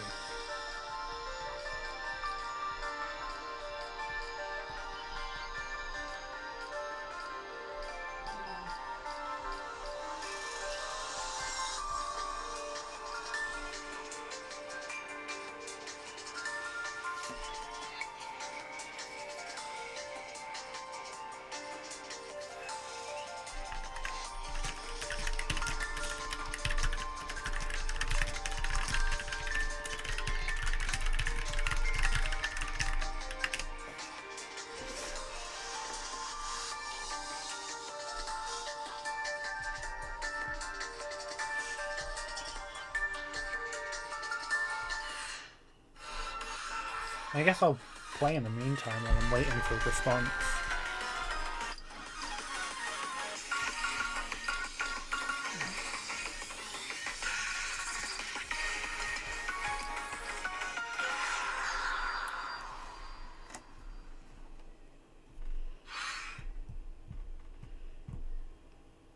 Get any X plus on this.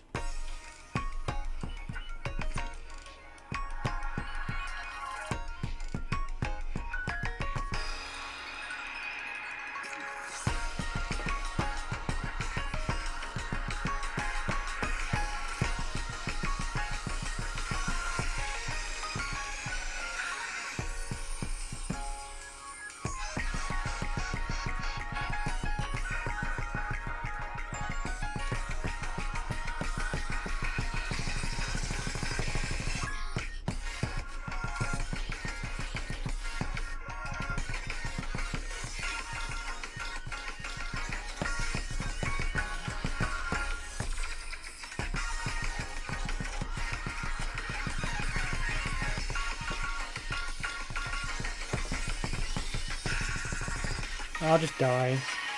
This run sucks.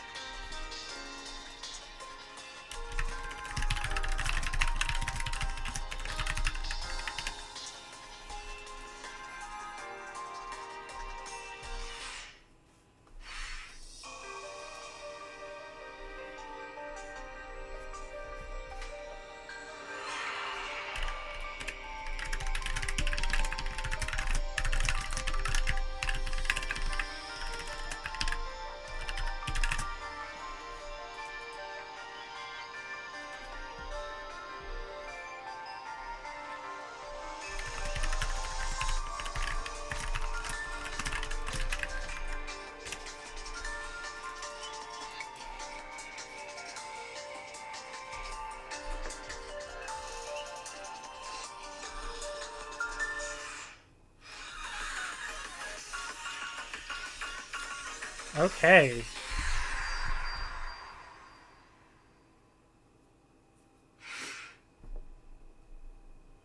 So if I want a crack tile, I need to fail out. I understand.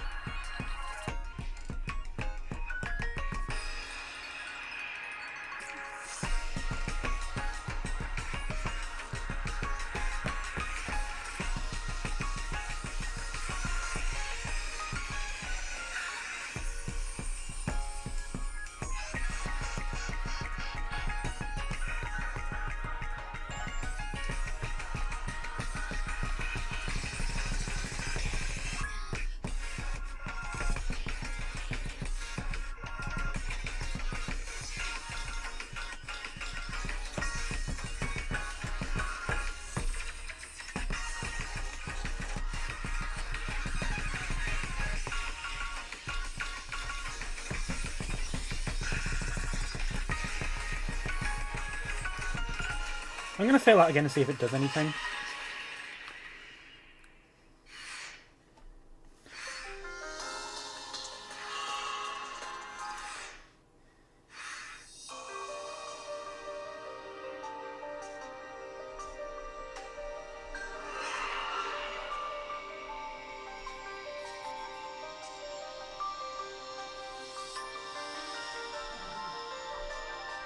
The cheese up.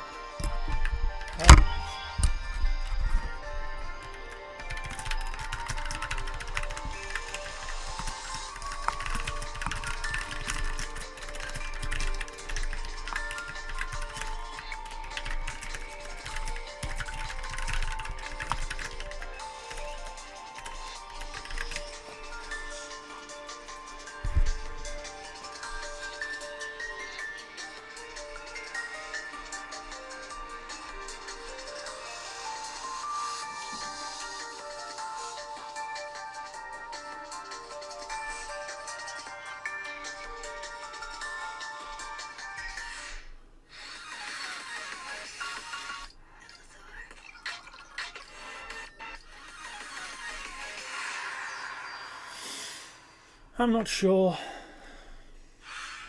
but negative world progress is funny.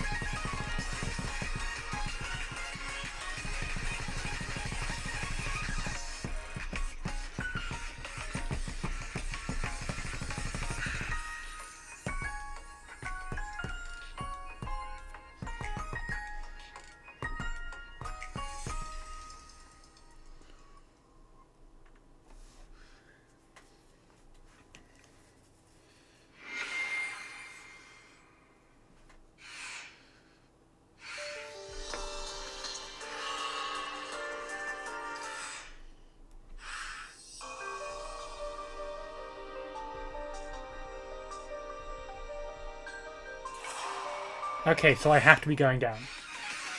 It flashes red when you aren't going down. Isn't the difference between cracks and non-cracked tiles? It is just okay.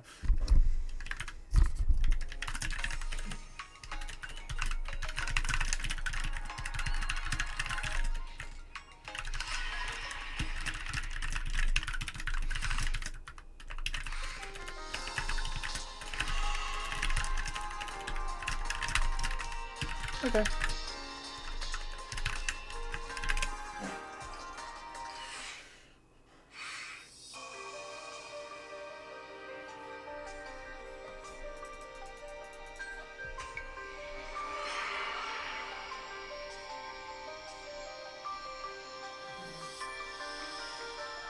going all the way down.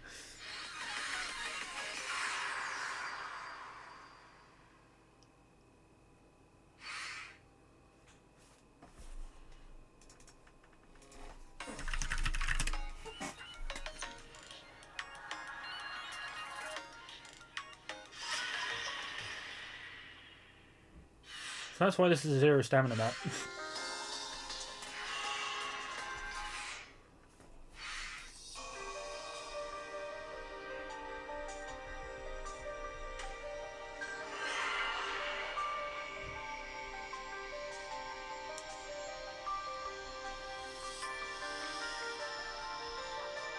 Going further and further away.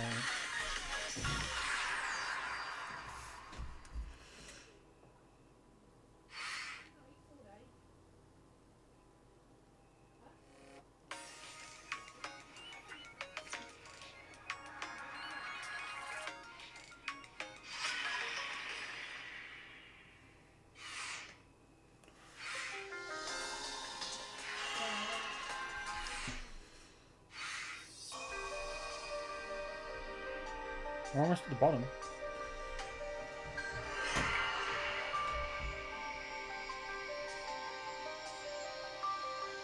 The fucking void tile.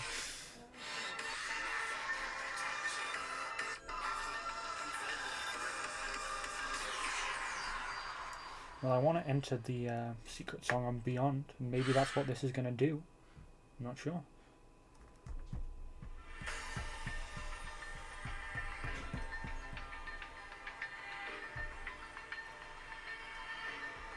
Three loss in the intro kind of sucks. 4.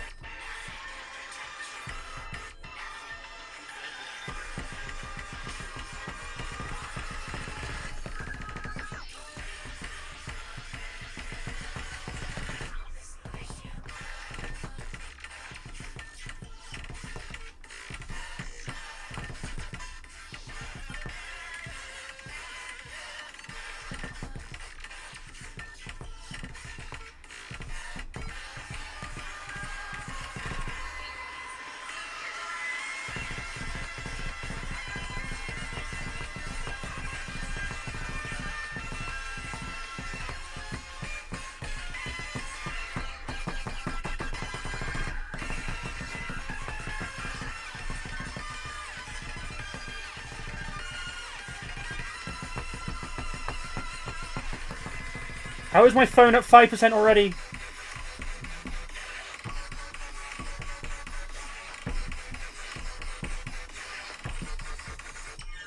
Okay, I'm quitting that.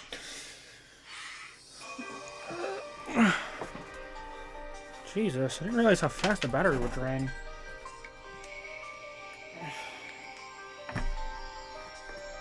I can do this because this phone is able to, I guess. Doesn't fuck with my inputs at all.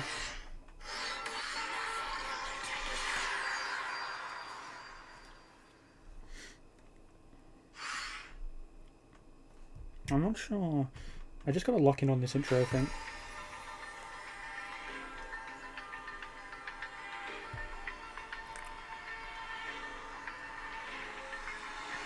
Like that.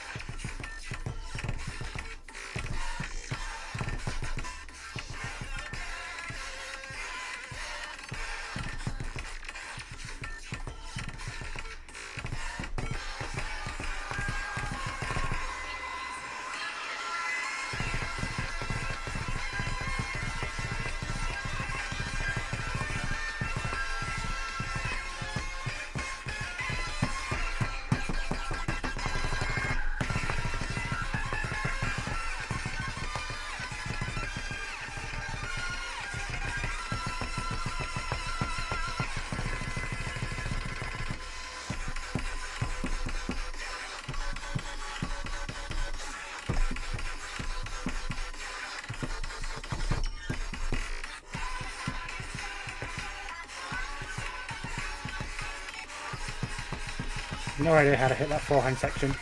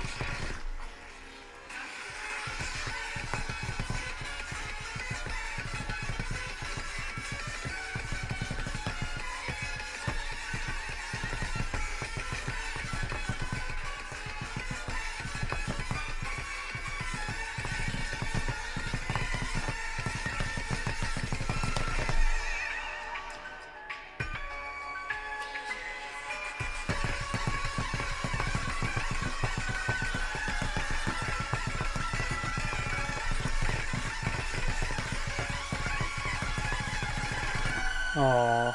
Uh-oh. Uh-oh. Oh no. Oh no.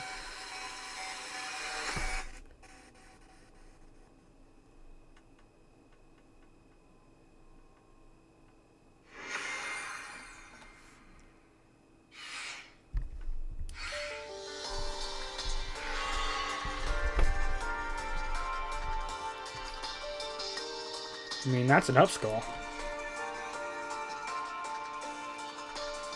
Now what the fuck did that do?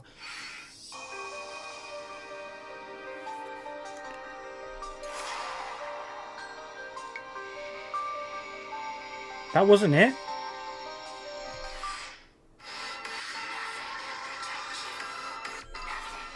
Maybe I have to fail out this time?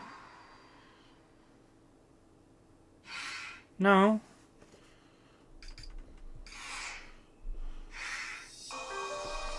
The fuck? I thought that was what I was meant to do. What?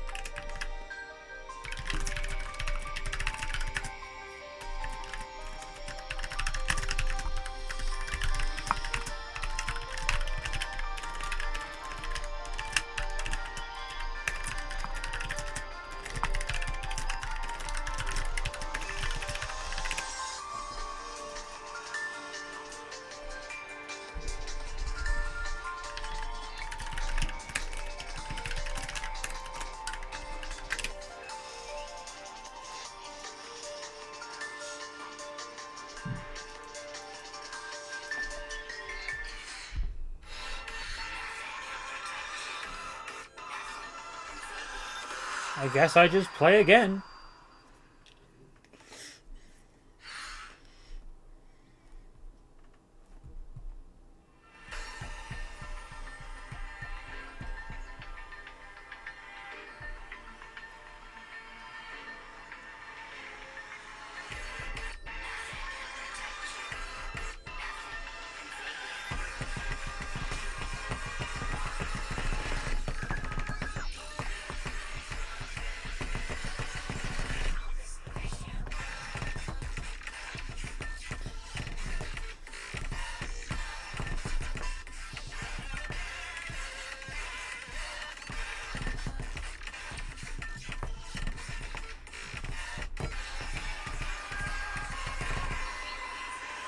Kind of worse.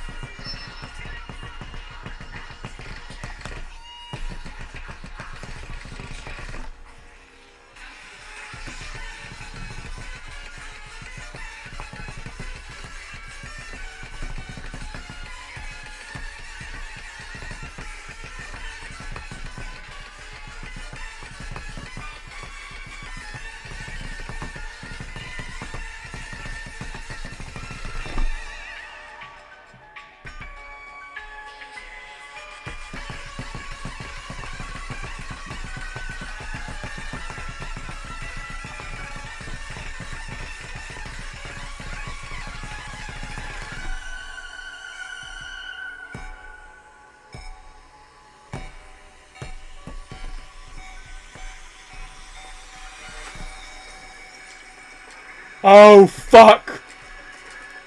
Oh fuck! I called it! I called it! I called it! I fucking called it!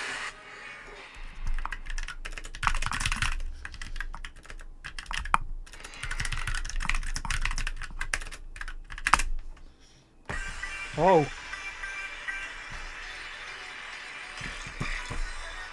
That was an awful way to start.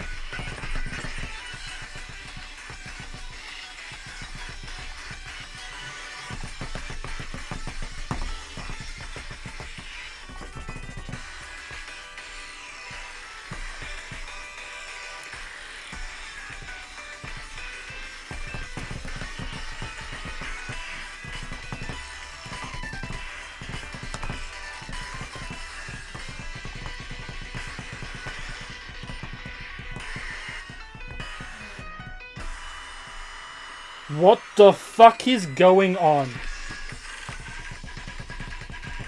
Oh my god! What the fuck?!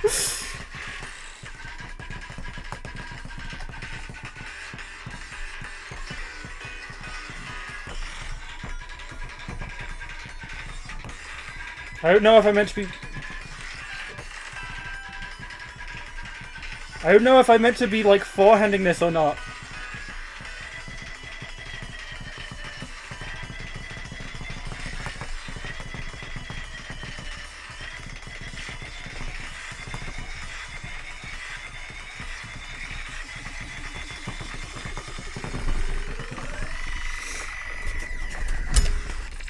Fuck.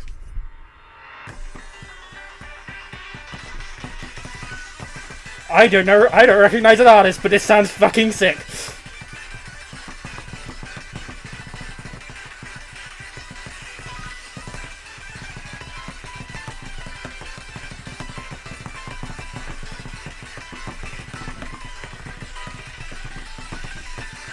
It's an 11 plus, oh my god!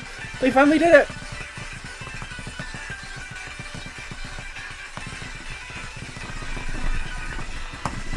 Ooh.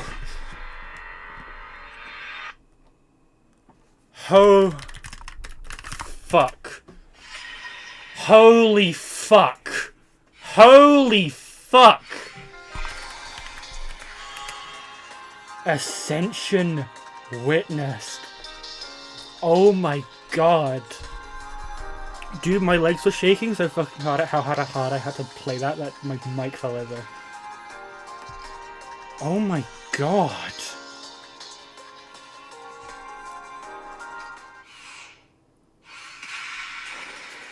Holy fucking shit. Two Seekers met and clashed. New light cascaded around them, and power whipped out between the two like typhoon gales. Although she was young, Compassion was determined to have Faith's head. Faith saw this, saw that Elle was still trying to help her teacher, and so went to Elle instead. She left their fighting briefly, went straight to the child. She grabbed the child's right wrist, pulled it up. Fuck, she cut it off. She took the limb from Elle. Elle looked at the limb she'd lost as the second dropped it callously to float through space, and soon she felt her consciousness fading. Nell shivered and froze on seeing this, so Faith returned to her. Faith took Nell's shoulder, drew back her spear again, and quickly she ran the spear through the young woman's body, the seams of reality warping upon contact, undoing who Nell was. So in almost an instant, Nell had gone. The child, meanwhile, went still and cold. I believed in nothing. Belief drives, but it's fickle and can change. Knowledge, logic, certainty, the stuff that makes Lafon the better place, that all drove the girl. So now Nell was dead. She watched the second cast aside her teacher's body for a wide and quivering stare. She breathed heavily. The gravely wounded, her thoughts were now clear again. She turned her eyes to Lafon's back, and as those eyes began to dry, began to bleed, brain pounding, she stopped the flow of time.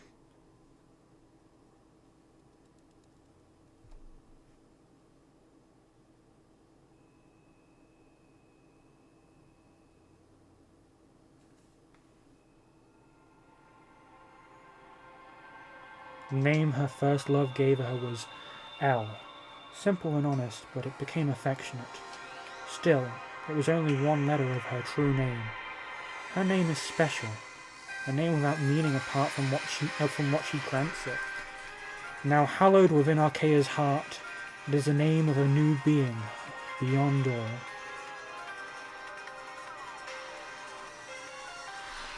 This is true. Lafon is one god. Lacrimera is another. That's her name? Lacrimera. She looked into his spine, into his heart, and she saw there the shade of his soul. So, she commanded him. Lafon is in many ways inscrutable. He does not hear prayer, for he cannot hear. He does not listen to his children. But still, to command him, that's no miracle. That is only the end of 100,000 ways divine, and to call it fate would be trite too. It is undeniable. Lacrimera was deserving.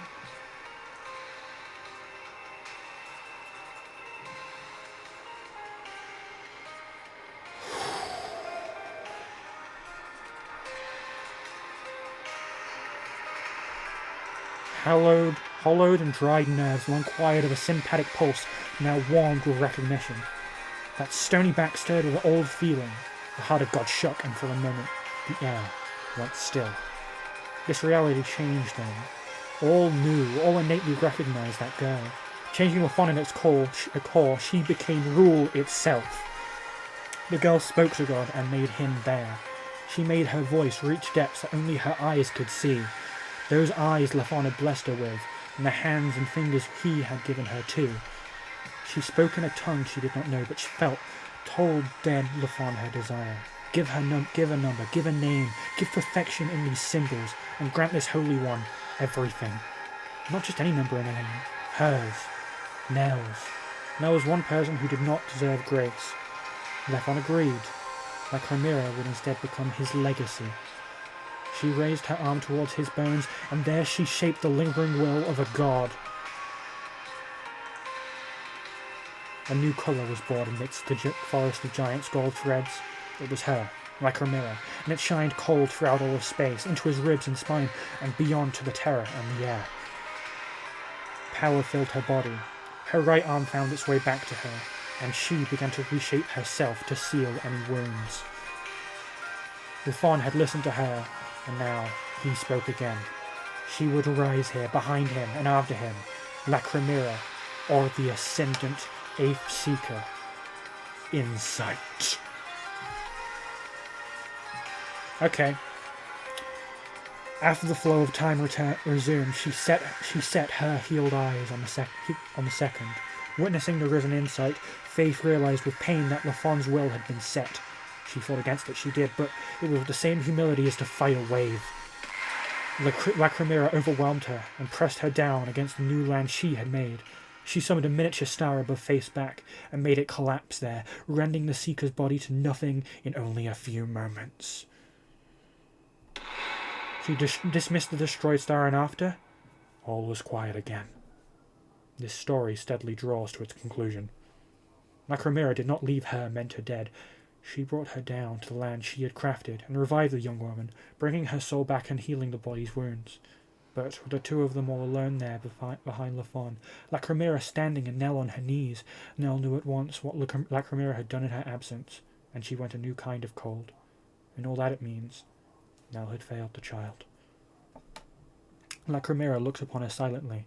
She looked deeply into her, into the core of her being, and she asked, "Nell, why won't you come with me?" It hadn't been said. She could see it in her sister's heart that two of them were not aligned. Within, she could see that her teacher wanted to beg her not to go, because she had floated that idea so many times before, to become a god and leave the world behind. "Nell, you're alive again, so speak to me," said God. Nell looked up at her and finally replied, "Why won't I come?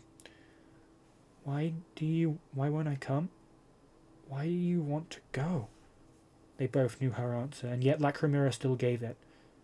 "I can't live for anyone but myself. You should neither, Nell. You don't need to. You won't be thanked for it. You won't be praised. You will die at the hands of an angel, and no one but I will remember you." "We don't have to die, El," her teacher answered. "Stay and we—" Lacrimera slowly shook her head. "I can see it," she said. "There isn't anything saving us from that end. Every shaper here will die." And Nell hung her head and shook it in turn. "No," she said. I won't allow that." "Shut up!" Lacrimera roared. Her voice struck through everything and made Nell for a moment still. When Nell looked back to her, her eyes stared back wrathful. "I told you a lie, Nell," she continued in a trembling voice, trembling with rage. "I can live for you. Do you need me to say it? Do you need me to enunciate? To put it on paper? To say so obviously that I love you?" Hearing this, her mentor shook and broke in expression. Her eyes brimmed with tears. She hiccuped then. Tears fell from her face. She cried. She continued to cry. And Lacrimera, she shouted over her mentor's tears, "Of course I love you! Why would I still be standing here if not for you? I won't leave you. I can't. You're too charming not to love. You're nearly everything to me. I don't want you to die. I hate the idea of you dying now. And great, now you're crying. Crying, and now you won't answer me. Forlorn now, always caring and caring. I could hate you for it. I do. I hate that in you completely. You waste everything you are on people so much less than you." She stopped speaking. Her body is trembling now. Her cold eyes fell on the girl beneath her. Nell shook her head. She would not abandon anyone. Anyone but for Elle. And Lacrimera told her, with a voice like ice, "You're sad." "That's right," God repeated. "You're forlorn. And 8 can't belong to you." Nell stared up at her student, who was now staring into Lafon's back. "You deserve a mark of ruin," said Lacrimera. "You deserve a hex. You will be 6. Bear that cursed symbol forever." Deep in Lafon's heart, something new was scrawled upon a blank canvas, and it became the new truth. Now changed, the only words forlorn could give her student were, "I'm sorry." And Lacrimera answered, "You are. But now, I love you for that too."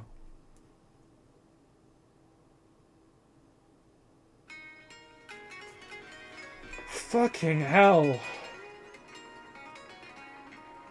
And of course, Swan Song plays in the final fucking cutscene. I called it, man. That title meant something. A tear in space opened behind the new god.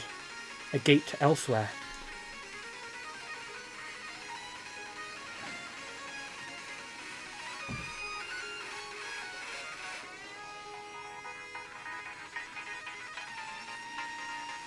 She bent and held Nell's face gently by one cheek. She laid her lips on her sister's cheek.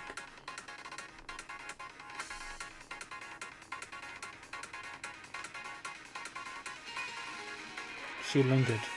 She thought, for a moment, to stay. She stood, and she turned, away from her teacher, and away from Lafon. For longer, her hand stayed at her sister's cheek. She took it away. She hid her face. She stepped through the gate. It closed, and she was gone.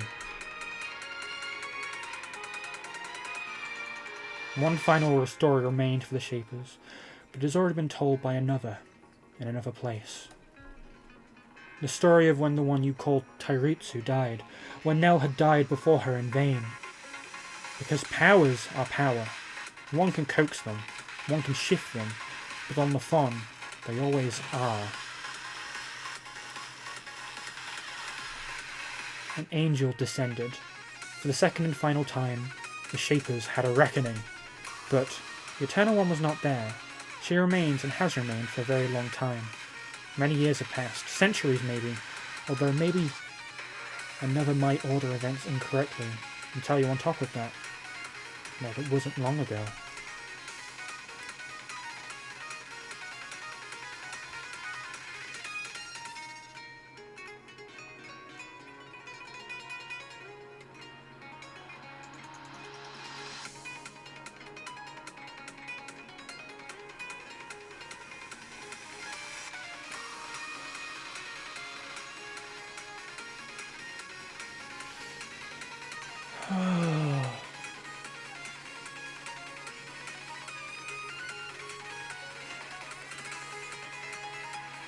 Hi, Maya.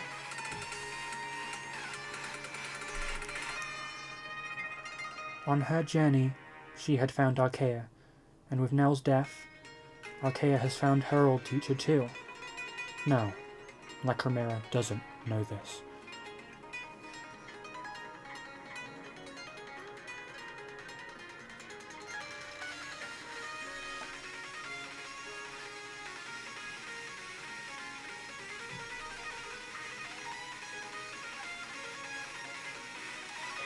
Who's her teacher? Who?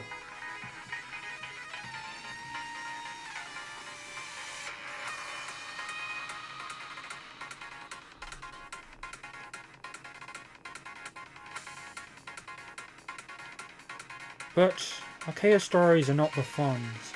They can be told by another. This history has been conveyed. Stolen, maybe. At any rate, recorded. Now. The new god's will is whim, and she is a capricious girl. Her aims? Wouldn't you like to know them? Well, but have one truth before you go. Don't believe in her. Belief makes truth, after all. Because you see, while the creator of that place has lost her power, and while Arcaea may be dead or dying, this is so. There, God is not.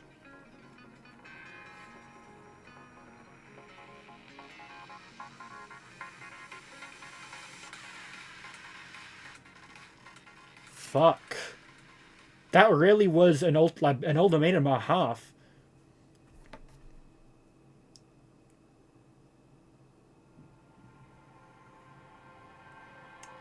Divine grace falls upon you in a dead world, without vital conflict.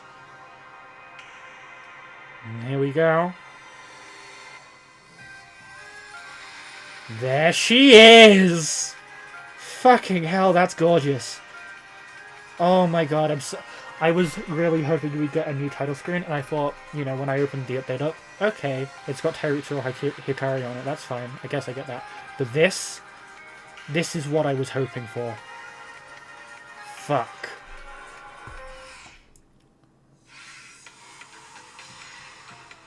A power forbidden to all but one.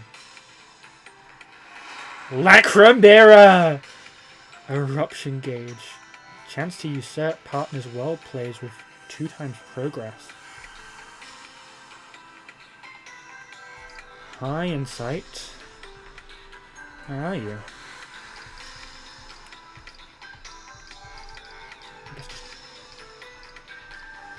I guess level.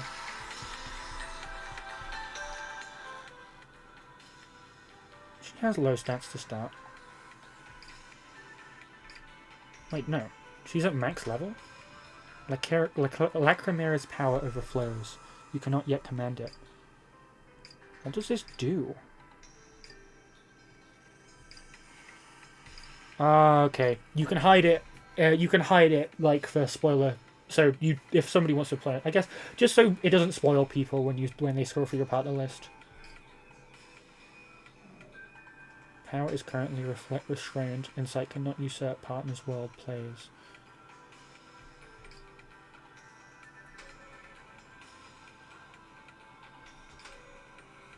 Oh, I cannot yet command it, so I can't use her yet. Okay. I guess let's see if there's anything else in story mode. Nope. Complete. That's that. What a fucking ending.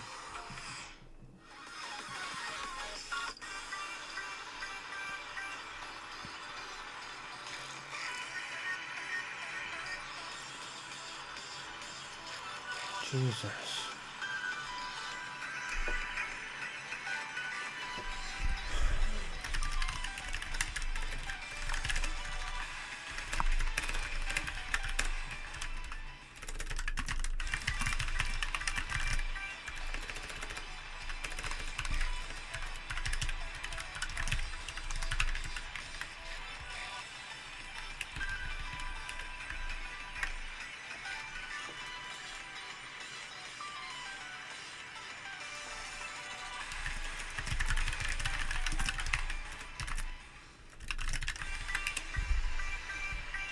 Whew. Okay, I'm gonna go check if there's anything else left, and I'll be right back. Okay, I'm not sure. But I did check. Her map is gone. They weren't kidding. She was fucking erased from existence.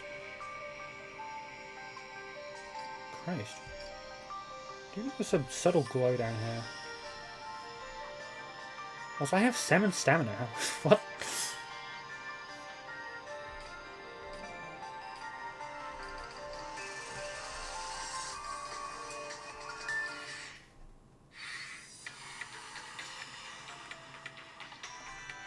Oh, okay, play Designant again, but hit the... Okay, I'm gonna play... Do I want to try the 10 plus for this? Sure, I guess.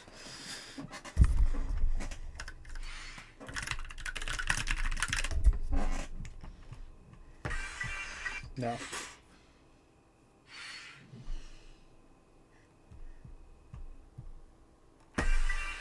There we go.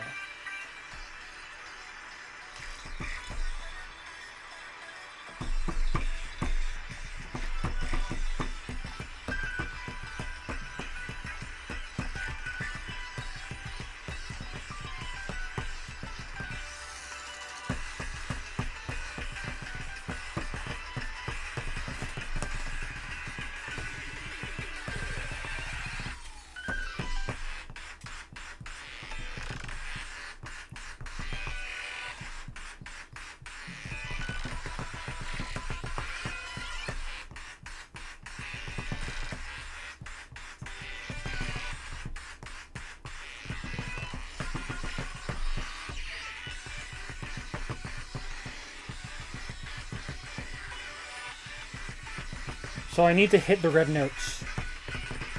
Maybe I can just ignore the rest of the chart.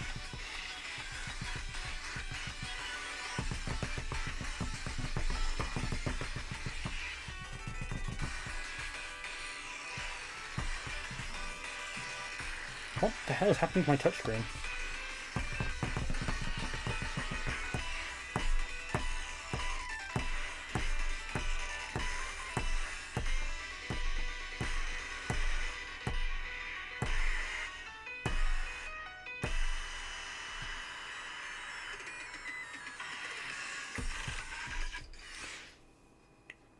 Okay, I think the other notes are eating my inputs, so I think I do need to play the chart properly.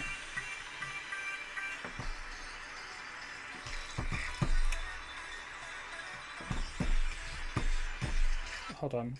I just want to make sure my recording's still good. Here, it still looks fine. Oh, I moved my mic back there.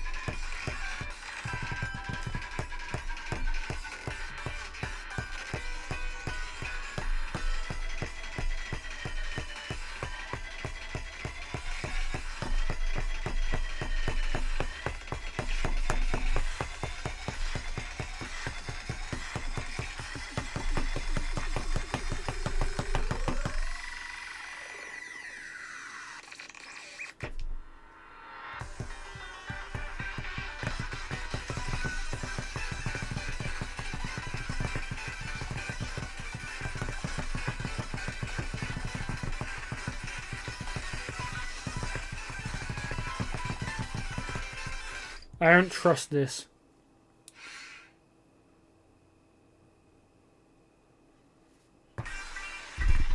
Okay, as soon as I restart, sorry, it tells me I don't have to worry about potential loss.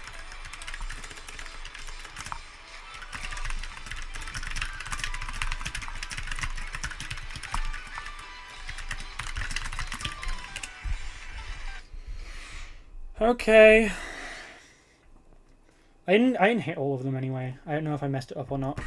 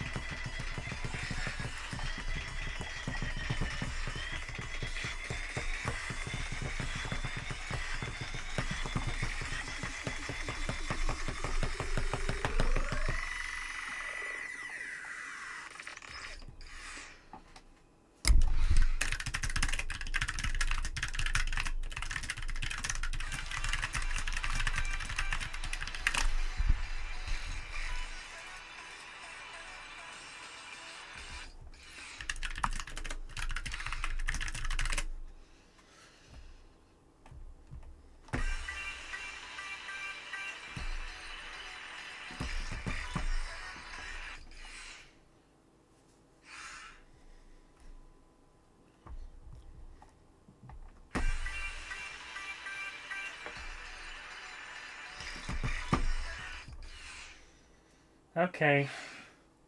I know I don't have to play the chart, but it's more fun if I do.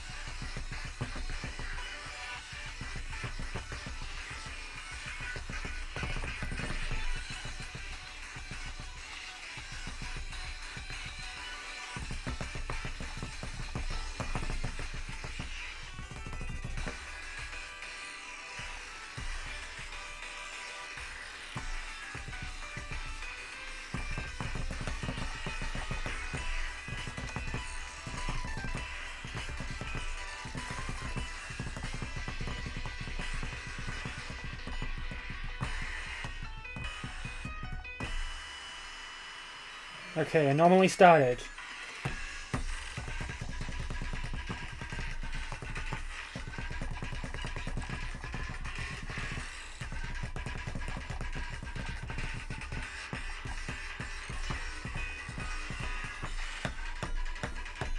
I can just ignore the rest of the notes, because otherwise this chart is fucking impossible.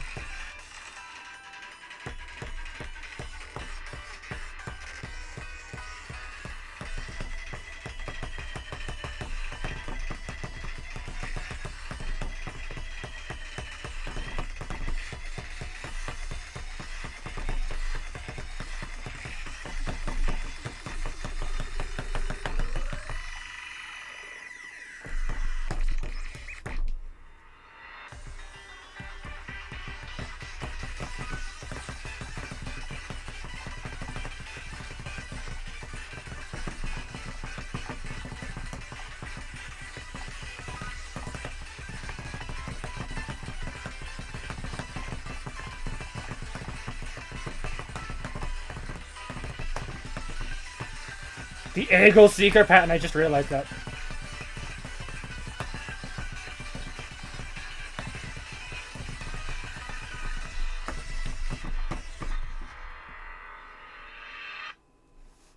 Okay, please don't nuke my potential. Please, I beg of you. Please, just be nice. Okay, good, it didn't.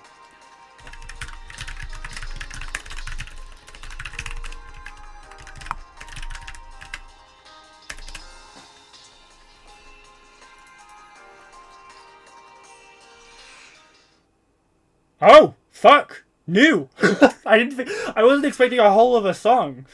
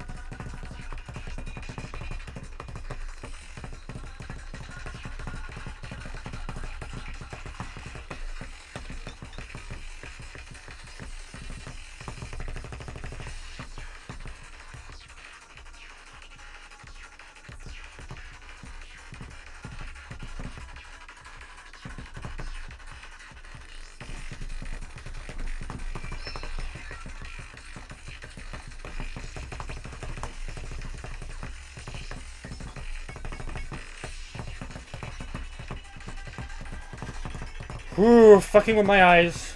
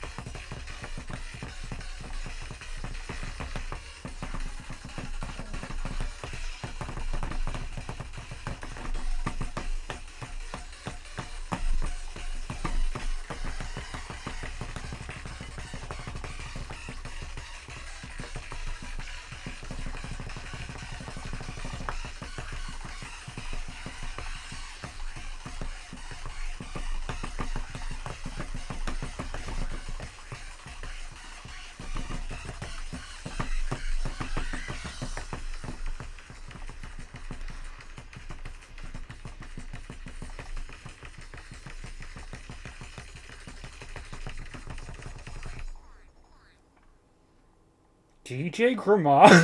What the fuck? Team Gramar are making fucking trance now? New terminal song. World map unlocked. I guess this is kind of similar to Arcaea in Black Fate then.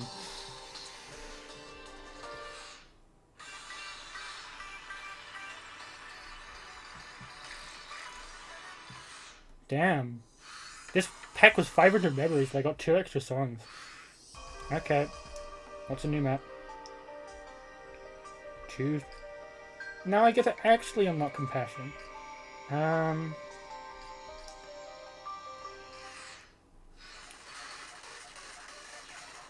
Oh. I have to play this. How about I don't... Like, it's... Is this 0 stamina? No, this is 2 stamina. I mean, I can probably just play this with my higher step partner that isn't hard gauge.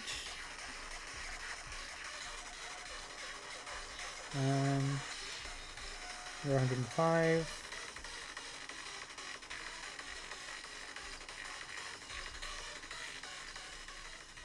Because I will die instantly.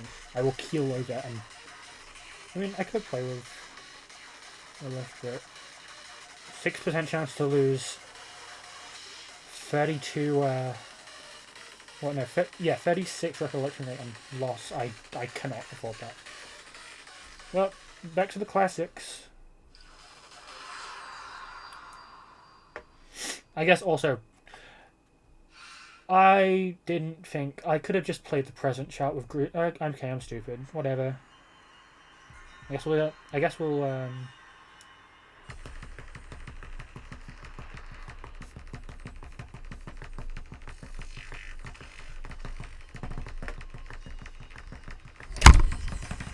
oh, my mic fell over.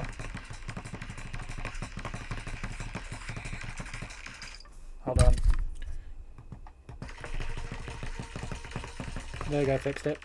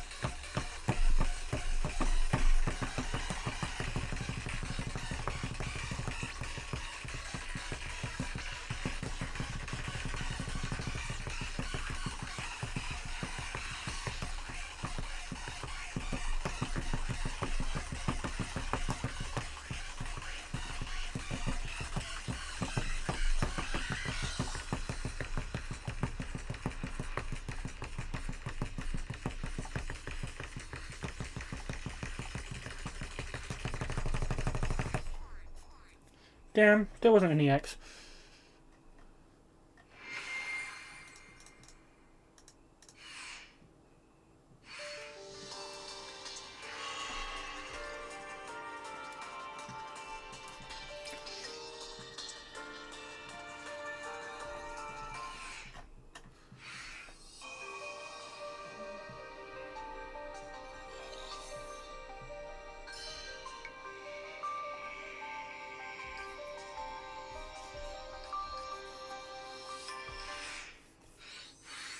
Hold on.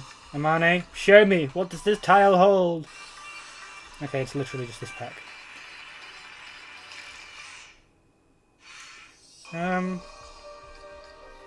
I could roll future, because there's only, there's only 10. Yeah, this is fun.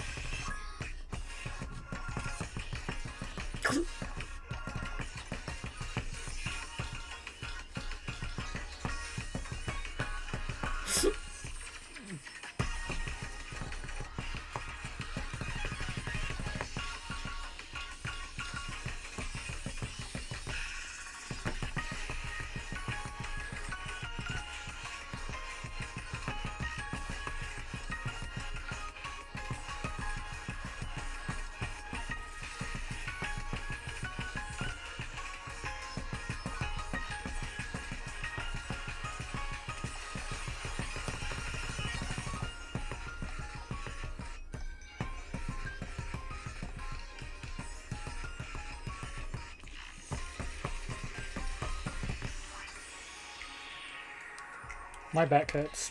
Ow. I need to straighten this shit out. I've been slumping over for the past like 3 hours.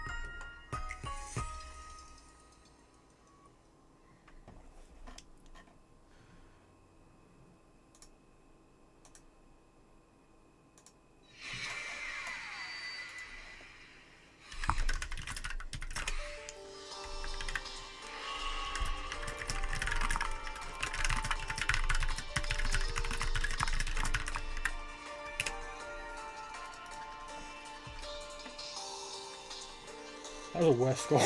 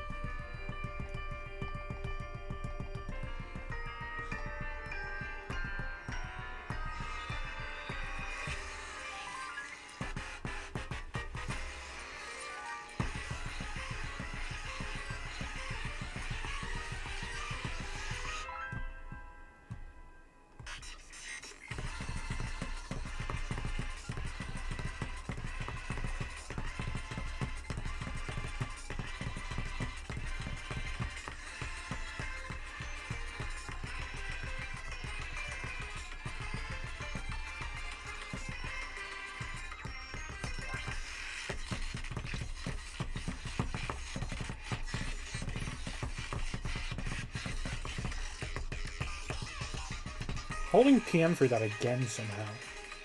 I'm not playing those rhythms correctly at all.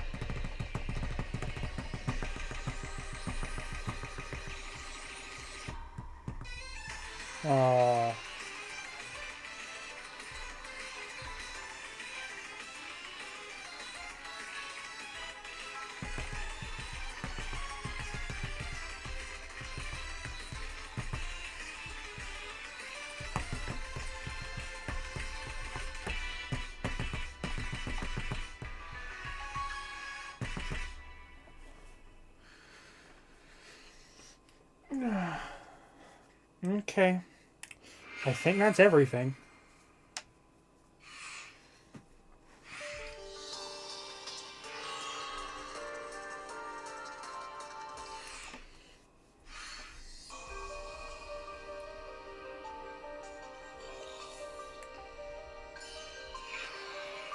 Now, I guess just default. Forlorn gauge. Breathing. Yeah, I still can't use you.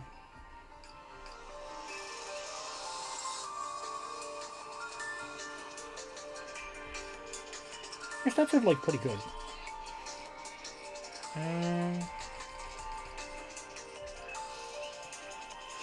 Okay. I guess I'll level her up and see what actually let me just go look at what a gauge is like.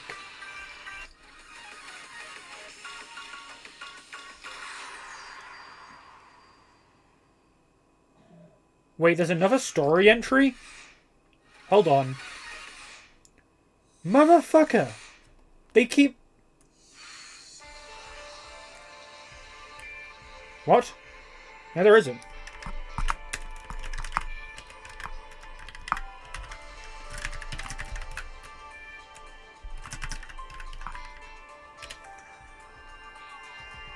Unless...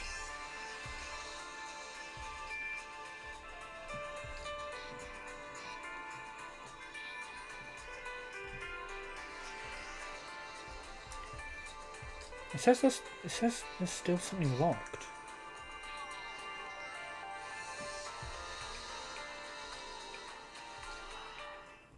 No, it's not VS8.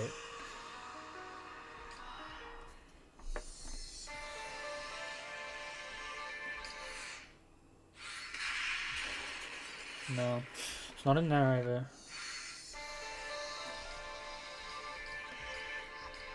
It still says it has something locked. Okay, restart game if it isn't there. Okay, that's rotate now. Okay.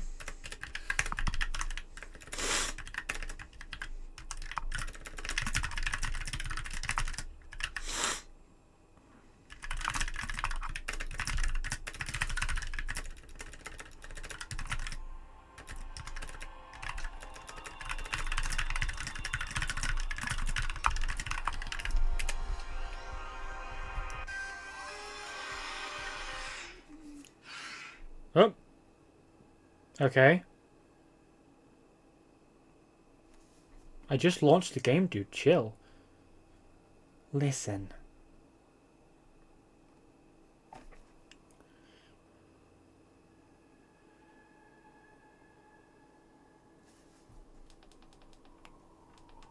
I'm listening.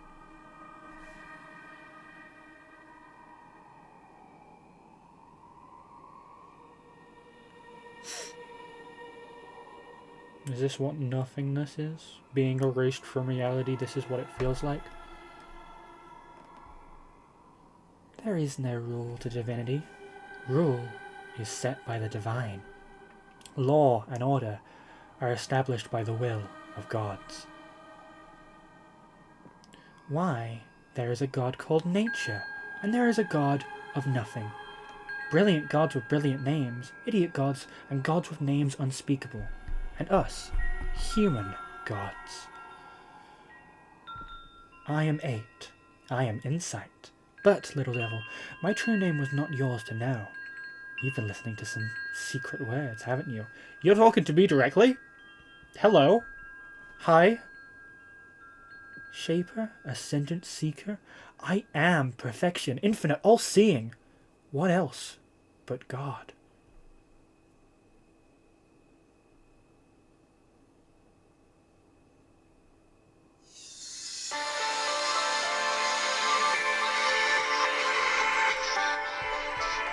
There we go.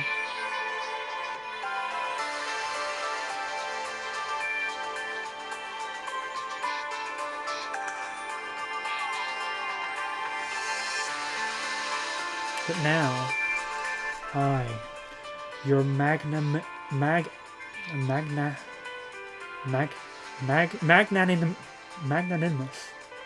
but now I, your magnanimous God, I seek to stitch tore seams back together and repair a graying veil. Yet, the world itself still always tumbles down into nothing. The world is refusing to be fixed, because it exists to be broken.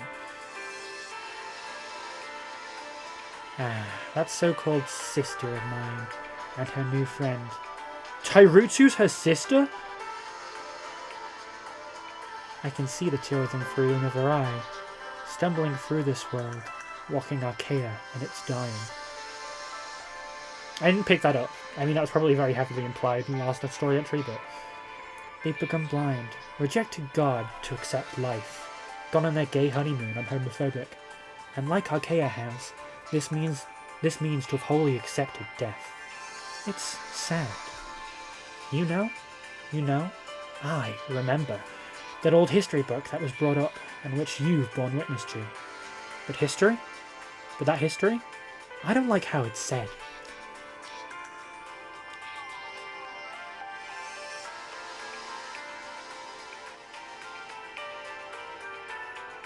I've decided to tell the tale a different way. For if old rule is useless, the rule may freely be broken, and new law made despite it. What? Remnants of the self, darker parts of you that might recolour your soul, they are best off forgotten. Though, while some history is worth forgetting, you would do well to remember your name.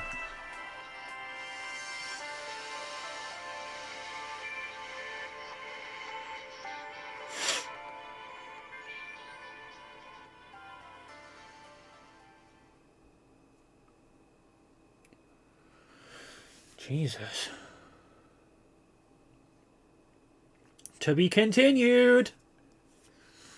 Much longer story sequence than Absolute Nihil.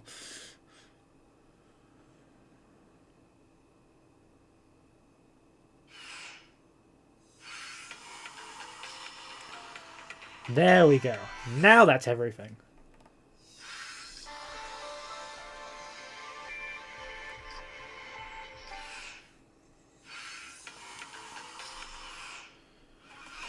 Well, I think that's it. I do have the Ongeki pack to play through, but if I'm going to play that, I'm going to do it in a separate video.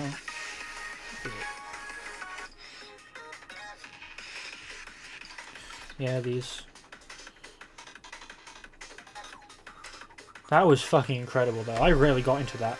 If you couldn't tell by my extremely exasperated voice acting.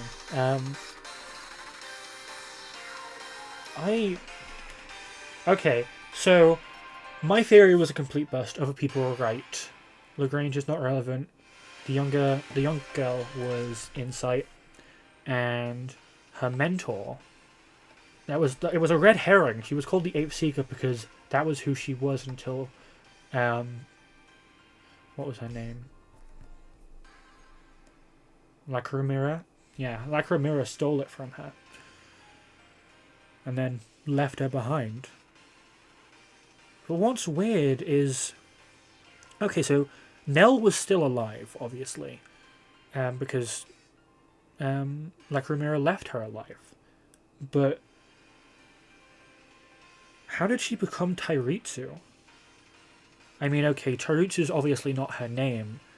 But, like, we see Tairitsu in the Perfect Wish. Like, Perfect Wish CG, like, looking like Tairitsu. She has black hair, Compassion has white.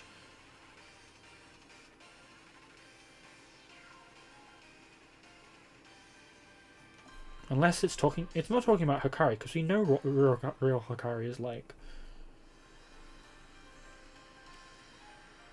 I guess they do both have blue eyes.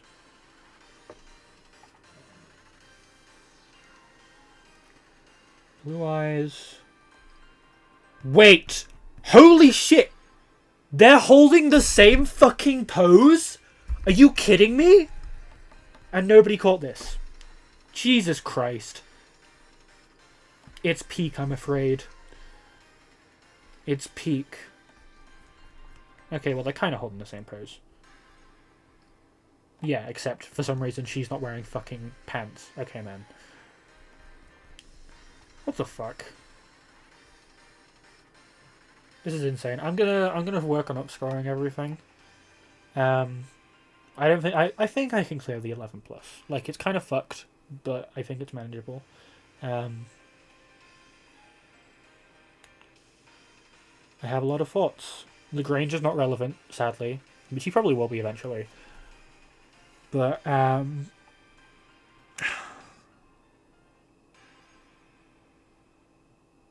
just can't shake the feeling. The diamonds, I guess they're not specifically like elongated diamonds, but I just feel like she is in some part connected to us. Maybe it's just because I like her a lot, but this recording has been going on for almost 3.5 hours now, and this is going to take like 2 hours to upload to YouTube. So I'll put together some timestamps for story entries and gameplay, and then like timestamps for when I'm just doing world mode stuff, or nothing story relevant. That was good. Good video game. Fuck.